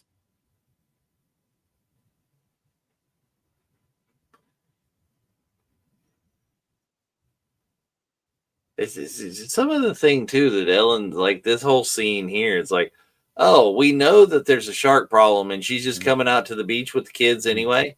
Yeah, there's questionable choices made here. Questionable choices. Yeah. So there's the bridge. A little different, but pretty much the same. Looks splashing, very shallow. And it's the same beach that Alex Kitten was killed on, but in the movie they're trying to make out it's a different beach. Right. Yeah.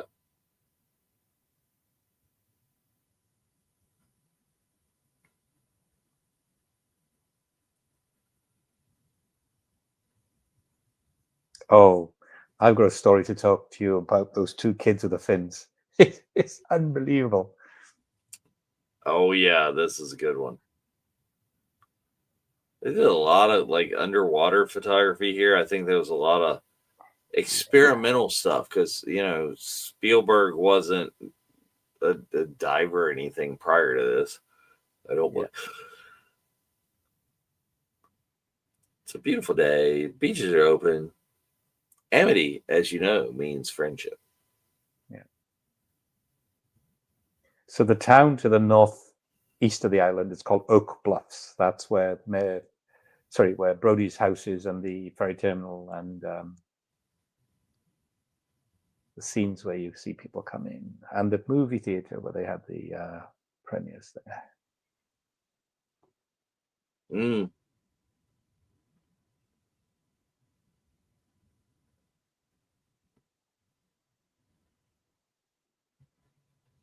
The amount of chaos that it had to take. So the two kids with the fins, local boys. Sadly, one of them passed away in his 30s, very tragically. See that you see the people with the binoculars, they just lay in the beds like somebody said, blow whistles. I'm gonna look at the binoculars. So the two kids were local kids, and the youngest one became, believe it or not, the chief of police. Oh, the circle of life right the there. Circle of life, right. So when they used to get tourists into Martha's Vineyard, Edgartown, and the two cops, would see people. Sorry, the youngest boy was a cop. Sadly, his elder brother passed away. He made me do it. He made me do it. He was the chief of police of Edgartown in Martha's Vineyard. Anyway, so he would see always tourists. The one that's been in trouble with the law. Yeah, always the one. That's the thing. So, true story. People would flock to the island and ask, oh, Jaws. And he said, well, Alex Kittner, the kid that was killed on the raft, works over there. He works in that restaurant. He manages that bar and restaurant. And so they'd walk in and say, you're the Alex Kittner kid. And he said, yeah, but the guy that just sent you in? He's the kid with the carbo fin.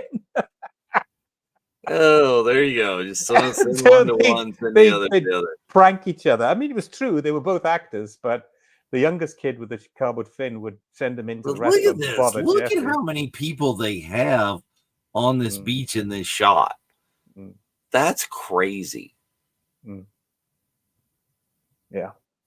But that's how it went down, after, sadly, the older brother died at about 30 years old, but the younger kid, Anyway, here's your 70s. Yeah, so that's the opposite side of that little beach, Jaws Bridge area, and so that again, you can go to that side of the bridge and shark going in the pond. But Here he goes. He's on the run. Oh, there you go. But you barely see it. You're like, oh, just the tip of the tail. Yeah, I mean, how on earth they made that work, I've never known. It was. That's a very large estuary. It's huge. And then there's the dude that's one of the other actors. For whatever reason, they brought in that guy to be an actor. I think it was because of the more expansive part that this was. This was a lot gorier, and there was a lot more to this guy's death. Yeah. So he was brought in. He was a Hollywood actor. The guy in the red boat. I love that. When you see it come on its side and just pull in. Well, and there were definitely some shark experts there that said, no, that's what a great white would do. Is that's really the truth. Is it would roll over sideways like that and roll the eye over and jump down.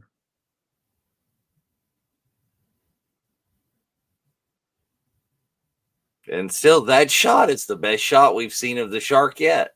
So it's going from the pond into the bridge. There you go. That's not that far there, no. Yeah. Watch this. That's like nothing. Maybe 10-foot jump, but a lot further than I looked at it. So again, I went to that area, ran in. I didn't run into the ocean, but it's right there by the bridge.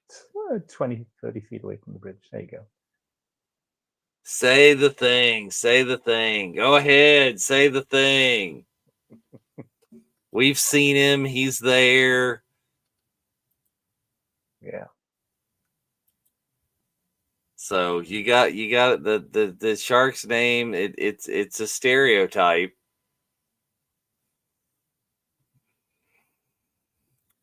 Bruce. And Bruce is named for. They forgot what Spielberg said. They forgot that they called it so long. Why they were calling him Bruce? Is he just started it on a lark because he was named it after his lawyer? Okay, lawyers are sharks, right? But after a point, they were just like, no, that's just the shark's name. Not that they were making fun of the lawyer. So the kid with the lorry or the trolley, the gurney, he's still a local on Martha's Vineyard. Yeah, we're not going back to New York. We're going home here. Come on. Like I said, there's so much. There's the more backstory and stuff in the book, and they're not Ellen's not so excited about being here on the island. It's just like they're almost. Yes, name's Bruce. Fish are friends, not food. Yes, that's it. So this movie, like everything we're talking about, is so influential, and it's why it's a movie we're thankful for. There's so much that's come down the pike. It's the first summer blockbuster. It changed the way they release big movies of the year, what time of year they release those movies. It was not always summer blockbusters. I think it was more of a like a late fall kind of thing. People used to not go to blockbusters in the summer because they were outside doing things. Well, that was kind of reversed. You're the mayor of Shark City. And now you start to see it on him. He's chain smoking. My kids were on that beach too. He's trying to justify everything. Like, I was acting in the town's best interest. Yeah, I don't know that. Yeah, tell us another one.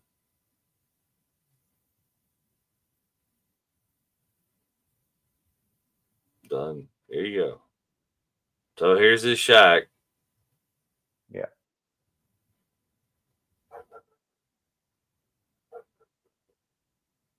So that's a couple of blocks, maybe half a mile away from the harbor area where they hung the shark, just east of that area, more towards Harbor Inn.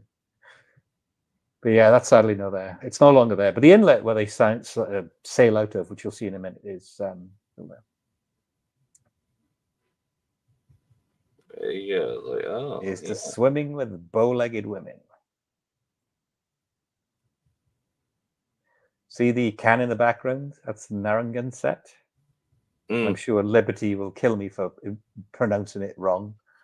But that's the beer that he still sell in the area, and that's the can that he crushes on the orca. Oh yeah, you can still get it. I brought some home. I was so like, I have to have some. Well, I imagine if you were growing up in a marina, this is like reality, and like probably even scarier that you're there and have all this concept. Is like I grew up at the beach. We spent like large amounts of time there, but we weren't really like boat people and things like that. So the like getting deeper out into the ocean, we were just, the Alex Kittners of the world. We were just like right there wading in, and it was still like, oh, hey. Talking about he's crude. He's crude 2 transpacks. Transplants? Yeah. Orcas? Talking about porcas. Yeah, he doesn't even care. He's just making you jump through hoops. He's like, whatever. Just throw it around. Give me your hands. Like city hands.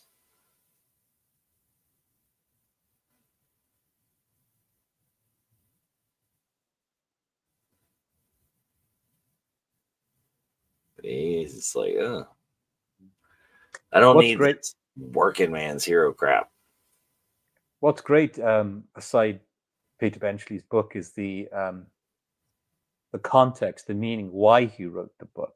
If you research that, that's so amazing. Like the book and stuff was, people really didn't know as much about sharks. Sharks were very mysterious, but what was it? I think it was on the Jersey Shore.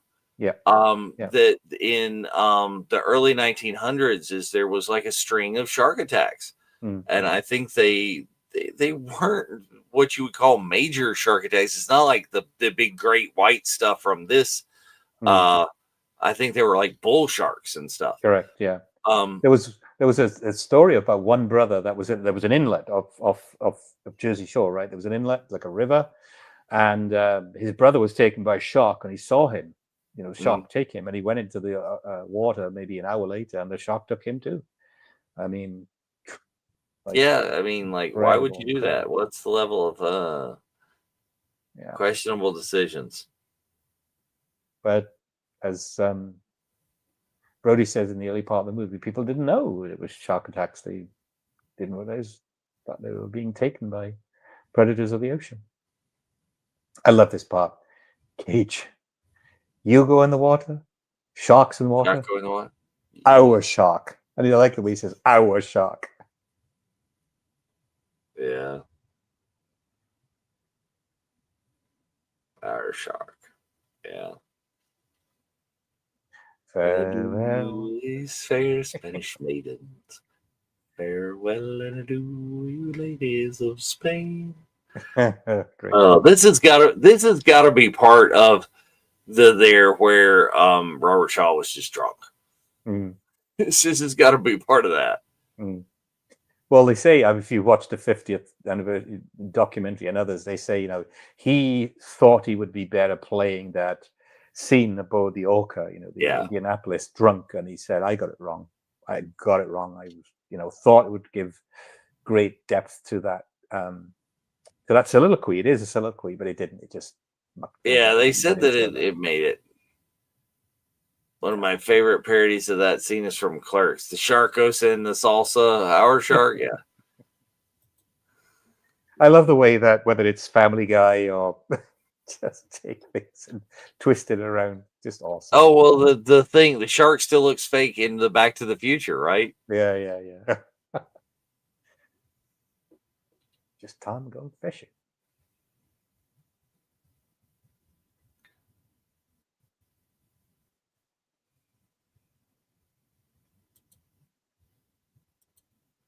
I've got a story to tell you about that A also. little round window in the side.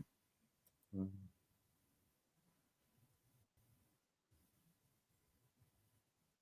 You know what's really hard? I've watched so many experts on this movie try to pinpoint the area that they're hunting for the shark, and there's certain vague background scenes that you might be able to match up. It's so hard.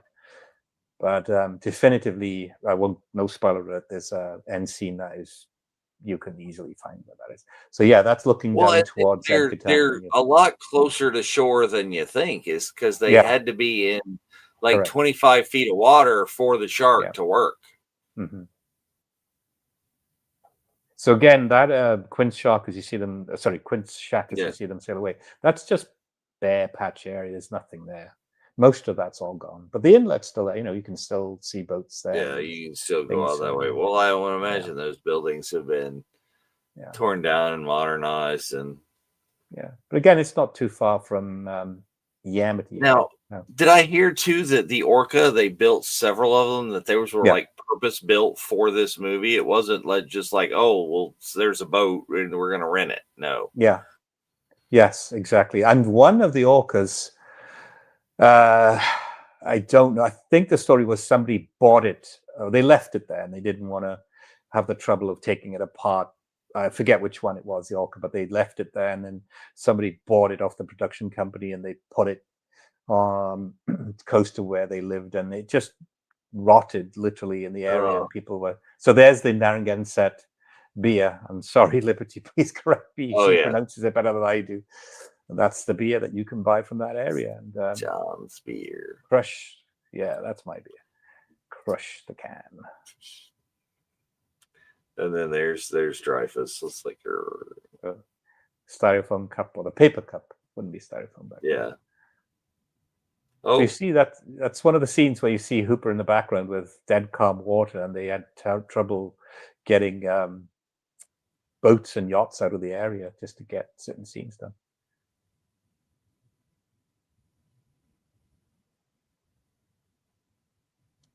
Liberty, you can remember when we went to the restaurant on the Friday evening, and I asked for Narragansett. They didn't have it. I was so upset.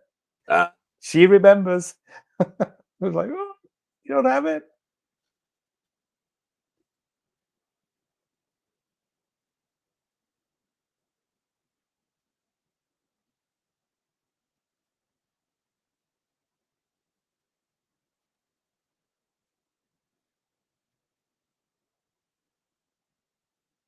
There you go. Trying to teach. Joe's like absolutely crushed when they didn't have your beer. I found it later that evening. But anyway, what I love about this scene is that, Brody's trying to prove himself to Quint that he's got some seamanship skills, like I can tie knots. And then as he's focusing on something else, click, click, click, click, click, click. Again, this is like don't way try after and get Hitchcock. that beer at PF Chang's. Yeah, no, I don't think so. Yeah, I tried. Now, this is some of the amazing filmmaking of the Spielberg here. Is like Yeah. just the suspense that he creates just with the clicking of the reel, Yeah. compared to Brody concentrating on tying the knot. Mm. Yeah. Genius. Again, it's very Hitchcock. It's very, whoa, something's about to happen. And everybody else on the boat is oblivious. Yeah, nobody knows. And he's just clipping in. He's ready.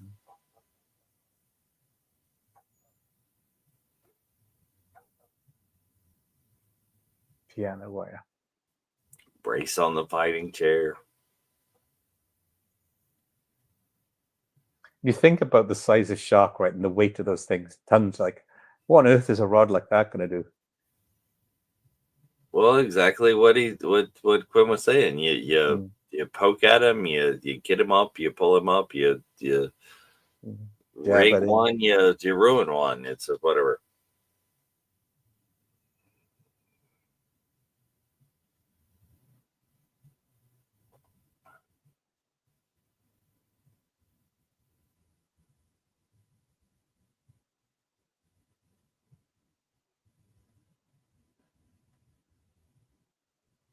I mean, if you look at the scene, there's relatively calm water, but apparently the water is way rougher than that, and that's why a lot of the mechanical shark scenes would work.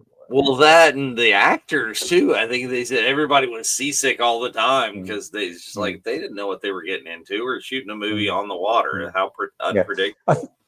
Yeah, I mean, I and might be wrong, but see a little bit in here. Like, there's some couple of rough cuts in the edit where, like, they were just cruising forward for no reason, and now they're back to the fighting it. And I mean, if I might be wrong, and I'd be glad to be proved wrong, but this I think is one of not a movie of this magnitude in terms of fame, but a movie that was filmed so predominantly in the water. And if you think about other movies, it was always fake, kind of models and stuff. And this is real. They really filmed it. Well, yeah, I mean, they filmed it in the water. They filmed it like in the bay at Martha's Vineyard, really. But they're like 100 yards from land as opposed to where you think they are. These big smart fish. I think they had to be really careful shooting the whole thing from other boats, and they were always trying to move around and get the light and get the angle because you didn't want to get a spit of land or anything in the background.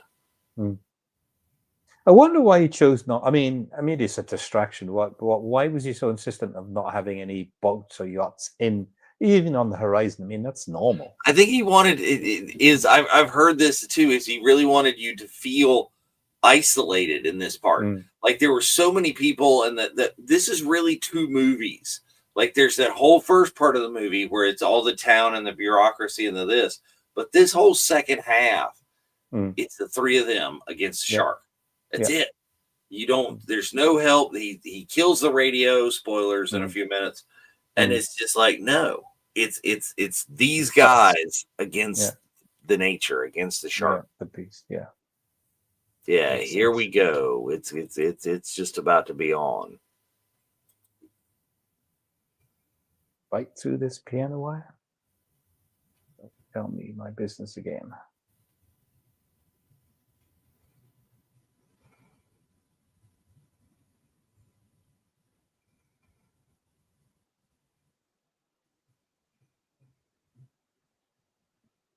Yeah.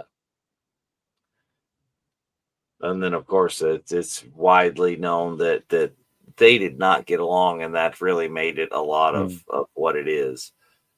Is Dreyfuss and Shaw had very different ideas about how this movie should have been, and it led to them their life imitating art, really. If you think about it, the age difference was quite significant when this movie was shot, and so he's the up and coming star. Shaw's the the world famous thespian actor, and you're not going to tell me how I act or how things should go. But it's everybody that's watched anything about Richard Dreyfuss recently have said, I respect the man. I Yeah, really do. I he has no regrets or anything, but he said he was right, I was wrong. I mean, you know, uh, he was a legend, and I was so privileged to work with him. So I'm glad he's reconciled that. But I don't think there was ever. I mean, probably back in the 70s, there was some chat show kind of interviews that he was a little less complimentary about him, being drunk right. and whatnot. But I mean, all the greats were. I'm not saying I'm not advocating for misuse of alcohol in any way, but Richard Harris, Richard Burton, all the greats just had that idiosyncrasy about them. Peter O'Toole, you come Yeah. down here and chump some of this stuff. I can go full ahead. See, there you go. It's like when you're fishing offshore, you can usually see a boat like way in the distance, but it's this way. In the story, they're pretty far offshore looking for the Mm. shark. Here we go. Yeah, Whoa, the shark's working. yeah. Just that cut where he just pops up right there. Because again, if you watch the 50th when he backs into the boat, this is Yeah, Spielberg's direction. You do not look at anybody; just stare out the back of the just boat. stare at that shark. Gonna And need to a me, big boat. this is to me like that's no moon; it's a space station. That's Yeah, the that's line. the line. You're gonna need a bigger boat. There are a lot of lines, but that is the line.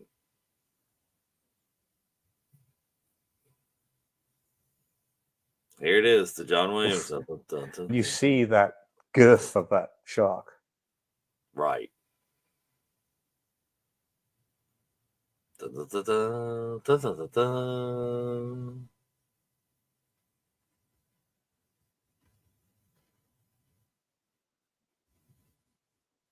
Oof.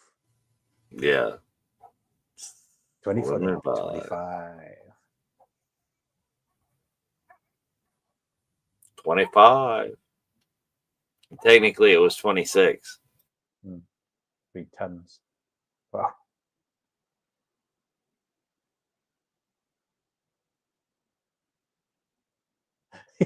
Brody still insisting. We need a bigger boat, right? We need a bigger boat.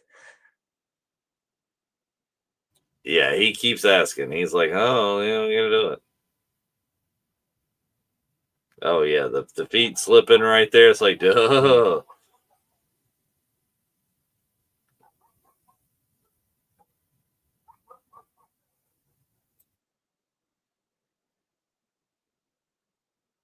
Is that Spielberg's voice right there? It Sounds could like it. be. They have like a Jaws con once a year. I believe it's in Tampa. Um, I know it was on 2 years ago, and I regret not going there. So if it's ever on again, I'll definitely pay to visit. So the barrels. You see the barrels? Jeffrey Verhulst was in a con, I think it was New York, and some guy walks in and says, "Could you sign this for me?" And those barrels are huge. He has an Right. authentic screen used barrel. And he says, "Can you sign this?" He said, "Sure, you can sign it, yeah, etc." He said, "You can't walk around with these signs it. Best wishes, Jeffrey Bowes." Yeah, You can. second, third victim, or second. I think I can't remember second or third victim. And he said, "Well, you need to take that back to your car." And he says, "No way, I can't take this back to my car." He's going to walk around the car with it. He said, "Why?" He said, "I'm too afraid my car's going to get broken into and it's stolen. It's a screen used Oh yeah. barrel from Well, Jaws." there was a big thing when the MythBusters did the Jaws show, the Jaws Myths show, that they Mm. borrowed one of these from Mhm. a friend of like Adam Savage's. Yeah. So again, not trying to do a spoiler, but one of those barrels may or may not be in the museum in Kentucky. Mm-hmm. Go barrel, tie it up, get it on the barrel. And the barrels were genius. The fact that you can just use the barrels for like the next, I don't know, 20 or 30 minutes of the movie is you're not watching the Mm. shark at all. Is It's it's the it's a barrels. movement of the barrels. Again, very Thunk. Hitchcock. Right on. So There what's it great? is. So what's great is the two Australian shark experts that shot a lot of the footage for this Oh movie. yeah. They were doing this. When I grew up, it was Jacques Cousteau was one of the marine specialists. Diving and show you different things, like David Attenborough. But the two, I forget their names, the two shark specialists from Australia that helped with this movie were amazing. Again, pulls that down. That looks so simple, that scene, to pull a barrel away from you and then pull it down, but it must be very difficult on the ocean. Oh, I would think so. Hooper just looks. And then just the amazing shot, the sunset shot of Quint at the end of the pulpit there.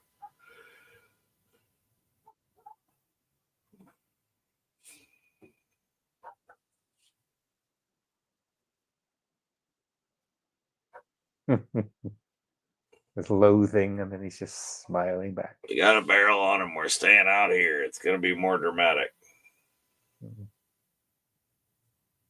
He's still on a bigger boat.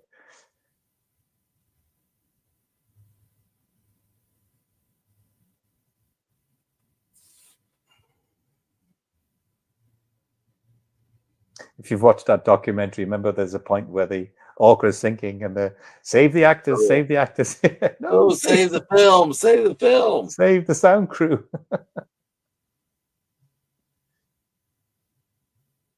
Gosh, this scene. There you go. Here's the they're comparing the scars.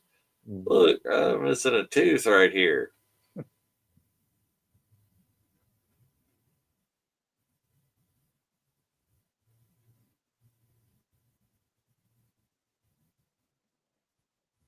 There you go. I got banged in the head.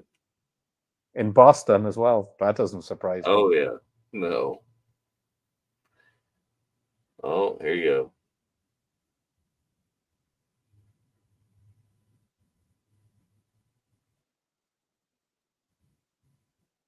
Moray eels getting a bad rap there. Oh, so it's like, doing arm wrestling in a bar in San Francisco. Versus being bitten by sharks and eels. This is a really favorite part of the movie.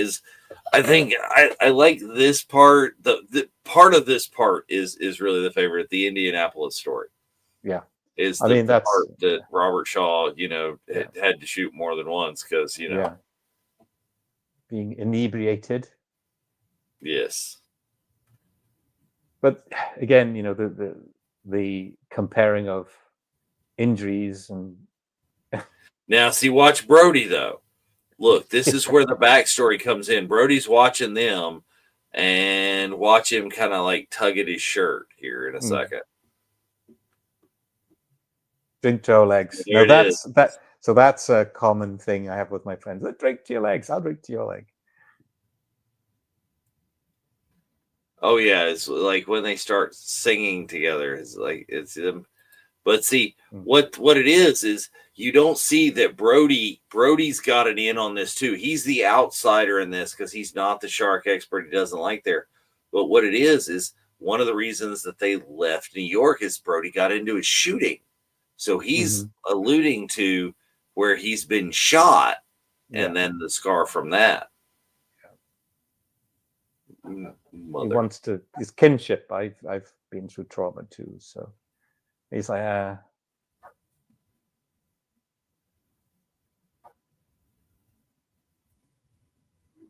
what is it?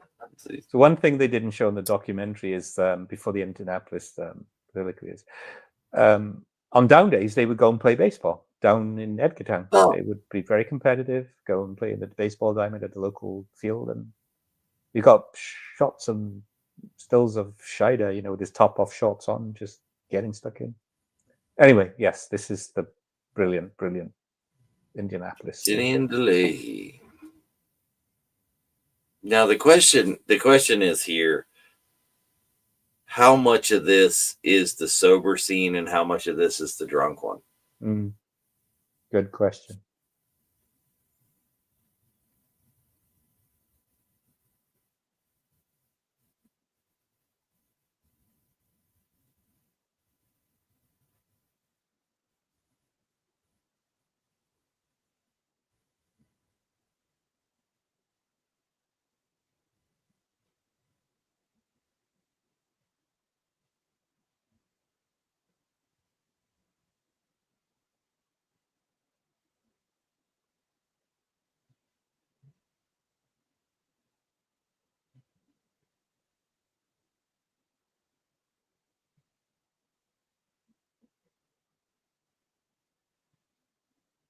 Mm. Old squares like Battle of Trafalgar. Yeah. Well, Battle of Waterloo. Trafalgar was the ocean. Sorry.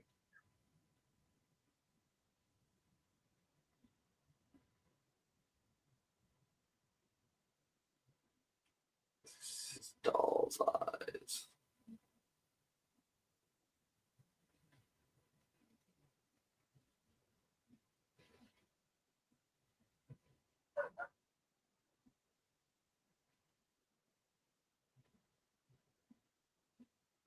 Mm.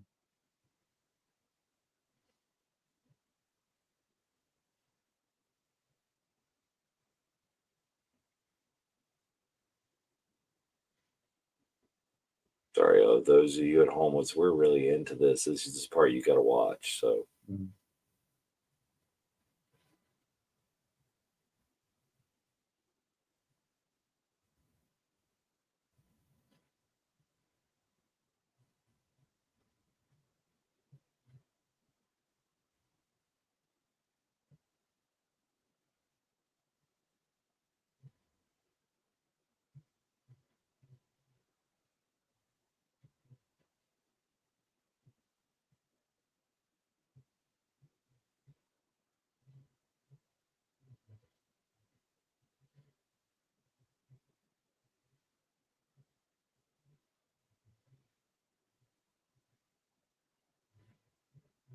yeah.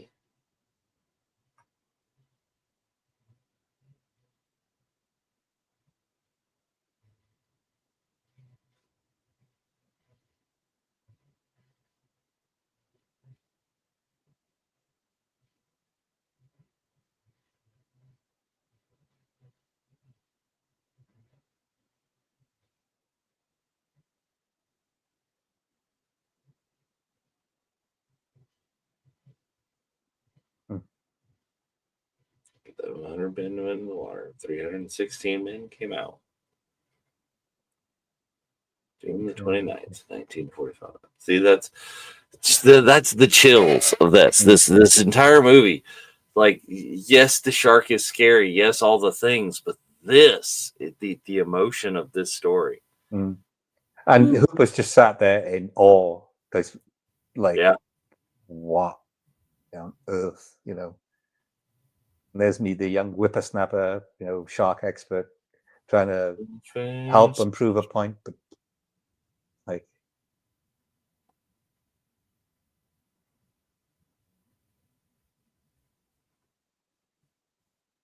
Yeah, like I said, is I would love to know how much of this cut mm, is the drunk version and how much of this, because surely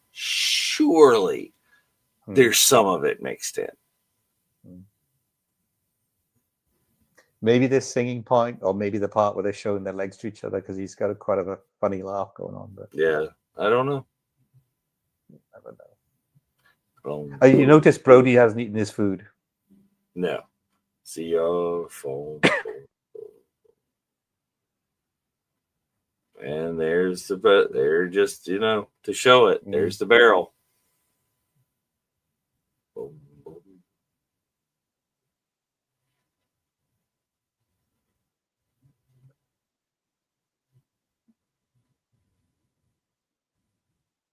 So this is the part I always struggled with. It like they bang it on the table in the rhythmic fashion, and the shark starts attacking the side Yeah. of the boat. Now, is it because of that, or I can't really believe any shark would kind of go, you know what, those guys are on there. I gotta start taking this thing apart. Well, Sharks are some of it, machines. They eat, swim, and make little sharks. yeah. And then, man, it started like filling up real fast. I don't overly buy that. I mean, granted, it's a big shark, but that's fast. Put out the fire, will you? I think that's the least of your worries. Little Just gasoline lamp. so nonchalant.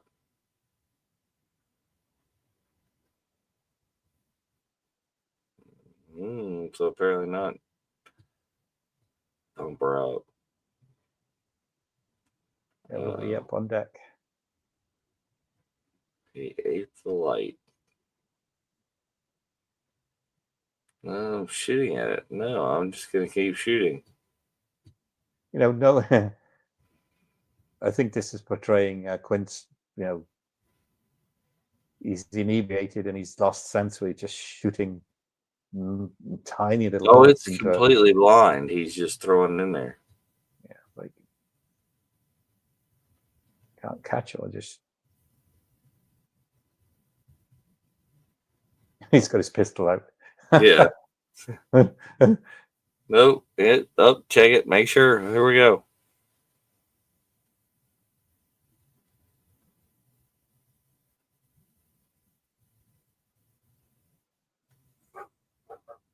Or are we being shown that rifle for later purposes? Well, yeah, it could be.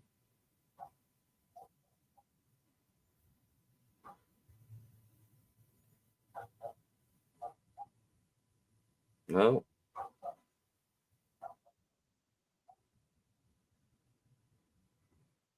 So even though they've got a barrel on it, the boat is almost disabled. Yeah. The rudder won't work. The engine doesn't work. There you go. Yeah, I would think it would be. Yeah, the shooting star, allegedly the shooting star. Yeah, I don't know whether that's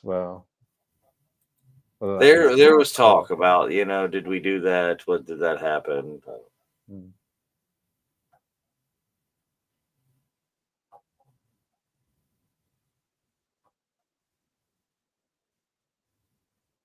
I would not want to be putting that leading over the back.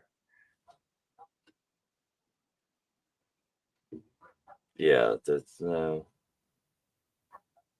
Here, and we'll do it just by splashing a whole bunch. And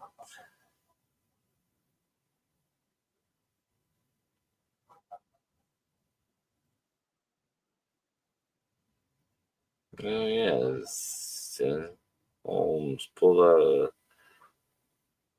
reconstructed the whole interior frame. Oh, there he is. Yeah, Shark again. Woo. there he goes, toying with them. Just have a bit of water. Here we go.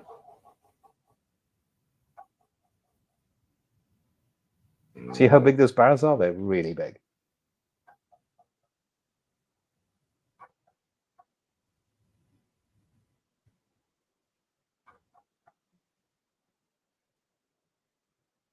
Boom. Nope, you're not calling in. I am obsessed. This is what's happening. Yeah.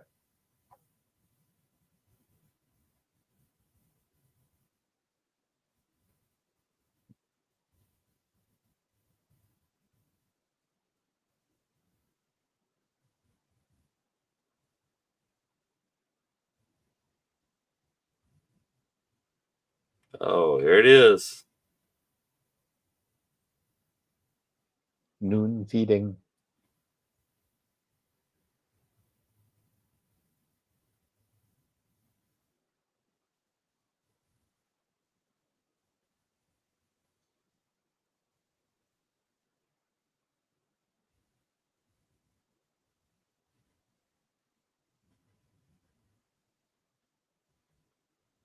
Tones of Moby Dick Boom. here. Here it is. There's goes the other barrel. Bring it around. Bring it around.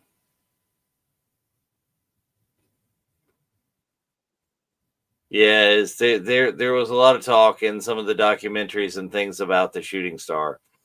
I think so.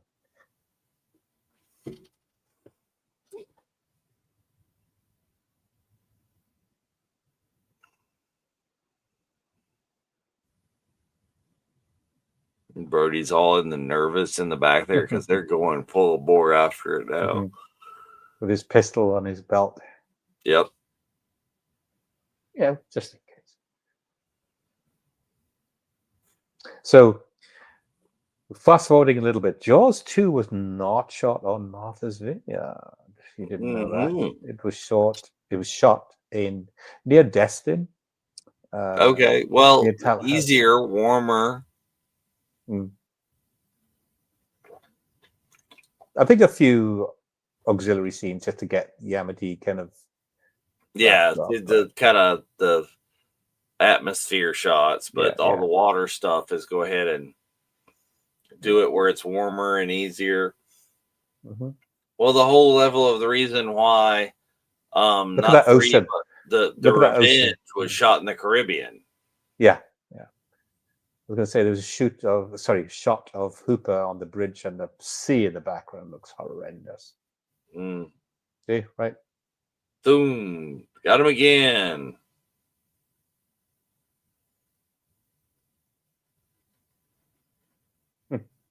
Pistol. Boom! Boom! Miss. Hit that. I can't believe he missed one of those shots. He missed. Well, it wasn't overly that he missed. It's like water stops bullets really quick. Water is not really compressible. Can't stay down for long. Not with 3 barrels. Not with 3, you can't.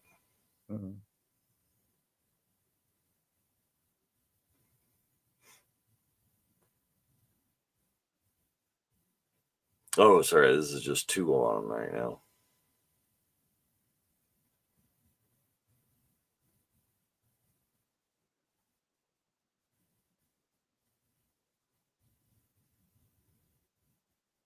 You're like, huh? That's not a bad idea. He just says, "Why don't we lead him into shore?" And Hooper just looks up and just like, oh, Clint, yeah, that guy.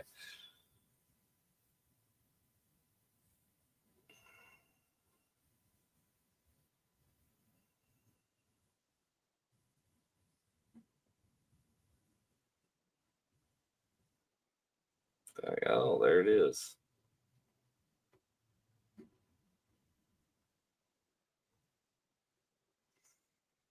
Bad idea. Yeah, well, they'll stand there. But see, again, Brody doesn't know anything about fishing. He doesn't know anything about boats. Oh, well, Hooper's going to learn real fast. You've just seen a 2-ton shark in your water, and you tie it to the back of your boat. Yeah, I don't know if that's the best of plans. He said 3 tons of him, didn't he? 3 tons? He says 2. Was it 3? I don't know. Might be right. Oh, here we go. We're dragging him. We're going.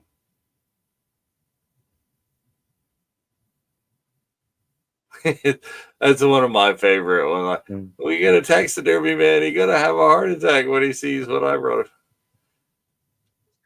Great. Yeah, don't tie it to the stern cleats. That just seemed like the serious problem. Like I mean, they're just like 4 little like 2-inch screws or something. That's a. Sorry to say, I love this movie, but that shark chewing on the lines like it's so fake. It's so terrible. Oh yeah, the poor old wood. But see, this is another one of those great things where the orca becomes a character, right? It's like the DeLorean, it's like the Enterprise, it's like the Millennium Falcon. Yeah, you feel bad for the boat, but I felt bad when spoilers, what happened to the boat happened to the boat, but the whole other rest of the time it's just like it's a character, you need it. But this whole getting drugged backwards, it's like, okay. Gosh, to do that scene's not easy either. I mean, they must have had a huge vessel to pull it back at that speed. Yeah. Or maybe they had reels. I mean, I don't know. I What mean, they it really could have did been. with They this. really were close enough in, is they could have been just like winching this thing. Mm. May not have been at another boat at all. Mm.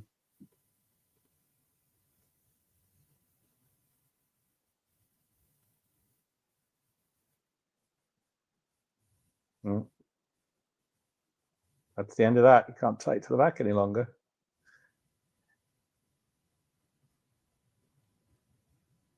All that water's gone in your engine now. Oh yeah. And to make matters worse, Seawater is that. You know when you got a broken boat and the seawater Yeah, engine, you've see, got this is 3 like barrels at the Falcon, back. DeLorean, the Orca. They're all their characters. Yeah. It's what makes it happen. Mm-hmm. And you're seeing different pieces and parts of it. Pump it out, Chief. And you're seeing the bottom, and there's, you're up on the flying bridge, and you're inside. And really, I mean, the interior, the night shot, the Indianapolis, the Orca looks way bigger in that shot than it does in this. That interior doesn't look very large. Mm.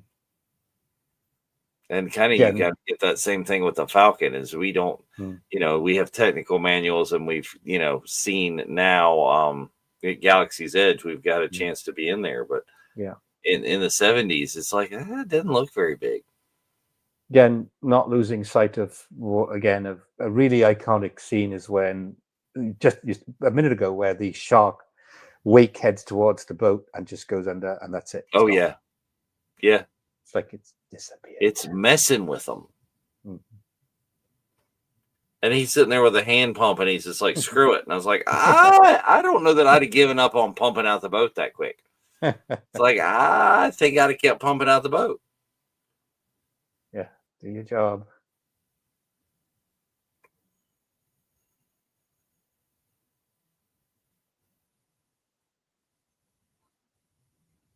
Dude, and the great angles that they get is the Orca's kind of like going away from them sideways. Yeah, so that scene where you see him heading towards the coast, they're actually heading towards Nantucket Island.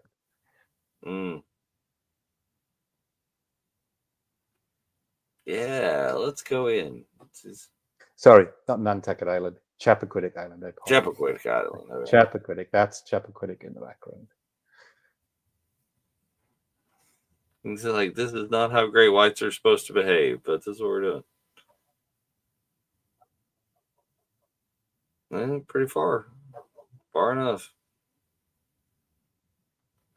Crank it up. Let's go. Yeah. Red line it.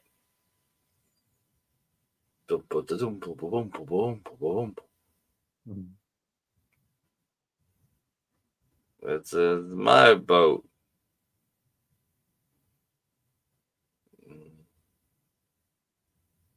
Like, nope, we're gonna do it. That look on Shaw's face, he looks so bad. Yeah. And then he just gets into it when he's just doing here it is. Moving in time to the knocking of the engine. Due to your fair Spanish ladies.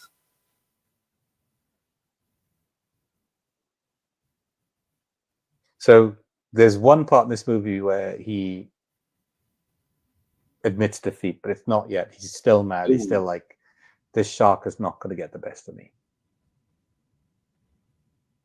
Oh, black smoke. Here we go. Oh, no. Woo, that gets deep in there fast. Woo. Yeah. Gosh, that was a real explosion behind Dreyfus. Yeah. What a mess. There go the 3 barrels.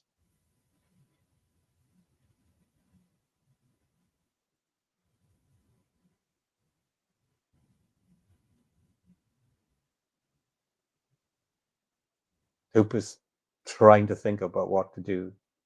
Quint's just, there you go. That's the scene where he's like, that's it.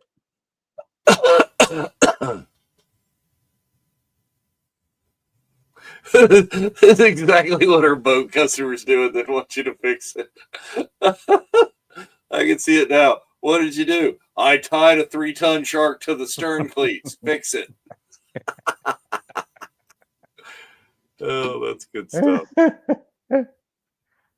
Oh no, going Yes. down, going down. But see, these were built to go down. That was the whole point of them building these Mm, purpose-built boats, is they knew that they were trying to mm, do to it, but it did not go well. It's like I mm. think it was the one that was meant to sink. Is it sank not the way they wanted it Yeah. to. So you notice the scene, he's put his jacket on Hmm. with the, with his marine jacket with Quint on it. He's buttoned up his shirt, hat on. He's admitted defeat. That's it. He's like, this is it. I I will can't not put defeat on a this. life jacket again. Yeah. Yeah. The life jackets come out, not his.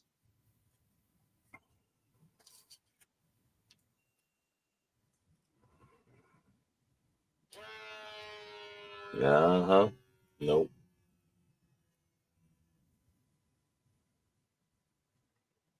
Oh, here's the cage. It's like, I'm gonna go in the cage. Here we go. This is like the A team building the Mhm. machine thing. Yeah. Well, I don't know that it's so much liberty of the captain going down with the ship, but it's the captain. He's not going to get eaten by the shark. He'd rather drown. Yeah. He's in his mind, he's conceding defeat. Like I'm gonna get eaten, and that's it. And that's fine by me.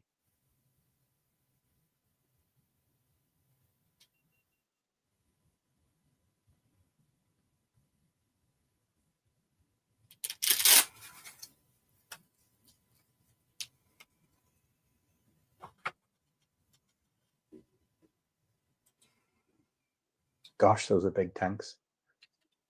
Yeah. Nothing like the size we Well, have it's the these days. 70s. Yeah. I was in the where was I? Barbados or Bahamas. I did a dive there. Nothing significant, but I remember trying to climb back on the boat, and Liberty will laugh at me when I say this. Tried to climb back on the boat with my weights and tank on. And the guy tapped me on the head. He said, "Loosen your weights, take your tank off. You know you can make it up on deck like that." Because those things are heavy. They're really heavy.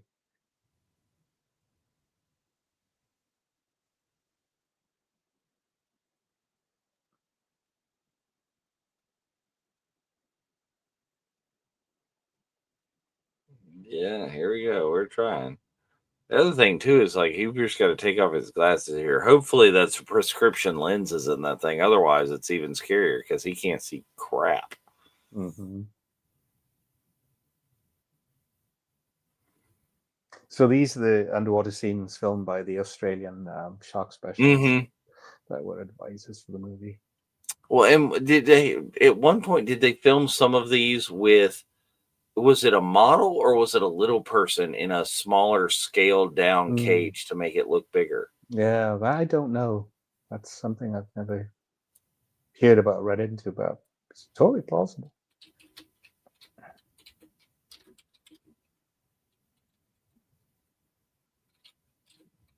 This is like the video game now. Like, what?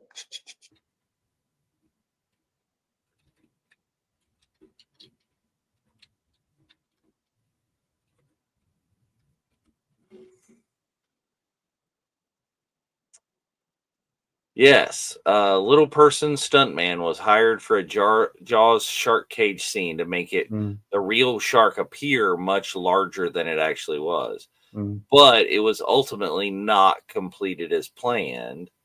Plan was to have a miniature cage with a small actor and film the real sharks, making them look like gigantic, like the mechanical mm. sharks. But after the real shark attacked the empty cage, the stuntman refused to go back in it. So it didn't Boom. happen that way. Yeah.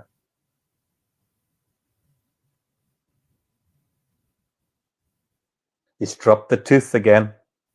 Yeah, yep. Drop the tooth, drop the bang stick. But here's the thing, like I said, is you're rooting for Hooper at this point, and it's like, okay, yeah, he wants you want him to live. In the book, spoilers, nope, Hooper's gone. Mm. That's the thing I tell a lot of people about is just like The Shining, the ending's quite different.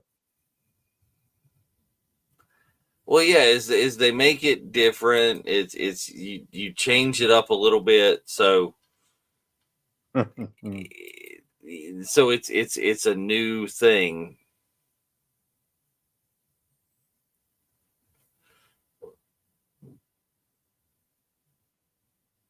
But he in the book he broke that cardinal rule of a scary movie, which is you never have sex. And he doesn't break that rule in this movie, so he can make it. So a lot of people that don't know much about sharks will say, "Well, what's the point of stabbing it with a little knife he has?" Sharks, if you touch the kind of nose area, Well, if you get it in the that's gills, they're kind of screwed. yeah, but the nose area is the most sensitive area because that's the area of the shark that senses Hmm. things like thrashing and fish movements, and Now this that's was almost like this it's was it's that like its tiny radar. cage. Yeah, yeah, That was yeah. the cage. Him attacking that was the cage. The little stunt person was supposed to be in. Mm. And this is why he did not, is because that happened, and he's like, screw that. So the front portion of a shark, it's like a sonar. That's Hmm. what detects the fish and the prey or whatever it is, the environment.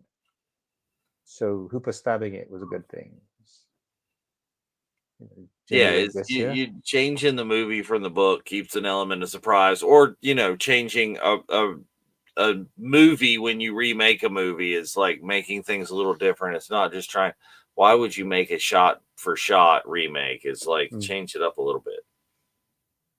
And then they're like, nope, he's done. He gone.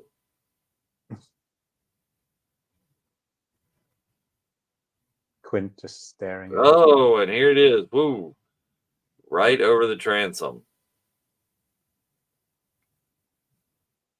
But again, there's that scene where people were like, "Oh, shark can't jump onto a boat." Yes, they can. Great whites can breach water at Oh least yeah, well 15 now you feet. got like the air jaws that they show on Discovery Yeah, Shark Week. yeah. But yeah, I mean this is a little, it's not the most realistic. It's like, yeah, but by this point in the movie you're so invested. Mm. It Oh, doesn't bother you. It's like, oh no, here he is. He's in the jaws and they're mm, shaking him around. yeah. But he's stabbing away. Robert Shaw's not giving up, man. He's like, No, oh, that didn't go well. no. And that shot, he just drags I him think down to the also in water. the book that happens later. Is Mm, is it doesn't actually get taken out this early. There's the hmm. Quint's Yeah, around a little bit more. yeah. Gosh, look at cider in there with all that water. That's Oh yeah. surprising. Oh yep. Throw the compressed air at it. Hit it, but oh, boom, boom. See, Brody doesn't give up. Brody's like, Yeah, nah, he's yeah. hitting. You're going to eat the cushions and the air tank and everything I'm going to give you.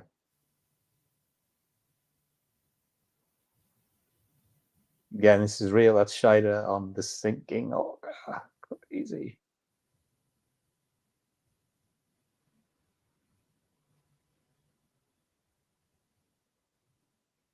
And here we go, John Williams. Mm.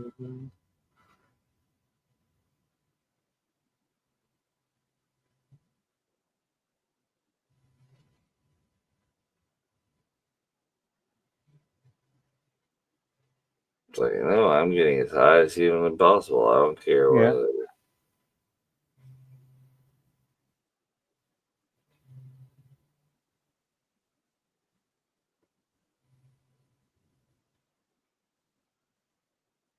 Well, he's giving himself his time. He's not necessarily going to not get eaten, but if I can just survive little bit Well, yeah, longer. that's the thing. That's that some of that backstory right there. Is his he's a survivor. He's been shot. That's why he's Mhm, in Amity, is to mhm. kind of have that, calmer life. But he really was like, a badass before.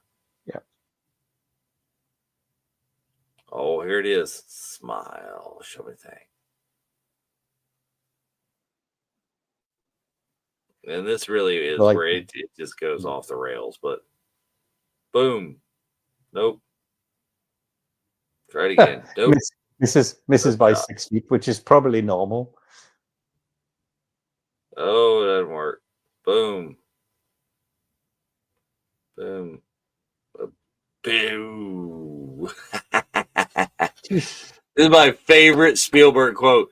Mm, Everybody's like criticizing the explosion. That wouldn't happen. That's not how it would work. And he's like, if I've had these people on the edge of their seat for 2 hours, it's like I can do anything I want at this point. mhm, And mhm. he's right, because Yeah. the blowing up the shark works. We're like, Mm, yeah, woo. yeah. Everybody cheered at that point. And then this nice little nice music. Mm. So he was saying that. So when you see the shark being taken apart, just thinking like that, he needed to have the audience believe it was gone, Yeah. because it was just such a leviathan. It was such a mystical beast of terror that you don't want to Well, just and see it they didn't blow up. do the trope on this one, which is, the villain. They're not making it a horror movie really, where Mm, it always comes back for like one last scare. yeah. So that doesn't happen here. It doesn't like pop back up at this point. It's like, no, it's gone. So we're about to see our final shooting location shortly, but it's just I love the way they're just laughing. No. What day is it? It's just so easy. It's just says it quit. No, yeah, this is one of those movies. There are a few to where when it comes on, like when I had actual cable, when it comes on, it doesn't matter how late it is. You got to finish watching it, and you can Mm, come in at any point. It doesn't yeah. matter, Yeah. If because it was you on know TV it. in the UK, it was like, Dad, don't make me go to bed. I want to see the end. I want to see the end. Yeah. Although we'd seen it maybe 5, 6 times. So when you see them paddling in on the barrels, that's Chappaquiddick in background, and then the closing scene of the beach. Um, Mm-hmm. there, that's Chappaquiddick. It's a beach called Cape Pogue Wildlife. Sorry, Cape Pogue Wildlife Refuge. So Okay. that's where that was shot. So the barrel scene is where they were swimming towards Chappaquiddick away from Martha's Vineyard. Yeah. Well, So so it kind of makes sense, as they were so far out away yeah. from home, from Martha's Vineyard, as Mhm. they're Yeah. swimming Yeah. to the next Yeah. place. Yeah. So you can get there. You have to drive and walk there. There's no road in that area where they swim to. We can drive there and get to the beach, but it's a little bit of a walk. But part of that beach is private. But you can go there. You can see exactly where they shot that area. So that scene. So that was Hmm. cool. Yeah. That's going to be. I mean, I don't want to put people in the spot, and it's not because I'm a Jaws movie enthusiast, but that has to be my top 3 movies of all time. I'm not going to tell you which order, but that is definitely in my top 3. Yeah, it's up there. It's a great one. Mm. It's I think it's on every list, Mm. um of the top 10 Yeah, easily. and And and Thanks the, Liberty is it's you guys' choice. Is like, we sent this. This was actually the number one. All right, this was everybody's number one choice and vote. We just kind of flip flop this one and Superman, based on yeah, uh Mr. Notman's availability, and just, having a good time for everybody to watch, because things will be a little bit special next week. We're not going to air on the Thursday night, because that will be Thanksgiving proper, and people will be with have other things to do. So, but there mm, will be a Superman 1978 watch along next week. Watch for the day. I think we're gonna maybe do it on the Wednesday. So please, but yeah, thank you so much for joining us, Jonathan. Thank you. Yeah, most welcome. I'm happy to share the stories, and I hope you found that all the little tidbits and inside stories and the photographs we shared this evening were enjoyable for you. So thank you for inviting me, Dave. And I apologize for the shift in schedule, but we thought it would make sense to do that. No, not at all. Yes, thanks taking one for the team and going out to Amity. That is a great visit, and I would not have necessarily thought to visit that to see all the filming locations and stuff, but Yeah. that was a good idea. So one last anecdote and true story. So the Kelly house where we stayed is right in the center of Edgartown. It's right in the center of Amity. It's literally feet from everything. So the Kelly house, I didn't realize this until after we'd stayed there, that it was, as I was saying earlier on, it was the major hotel used by most of the production crew. There's only 150 rooms there.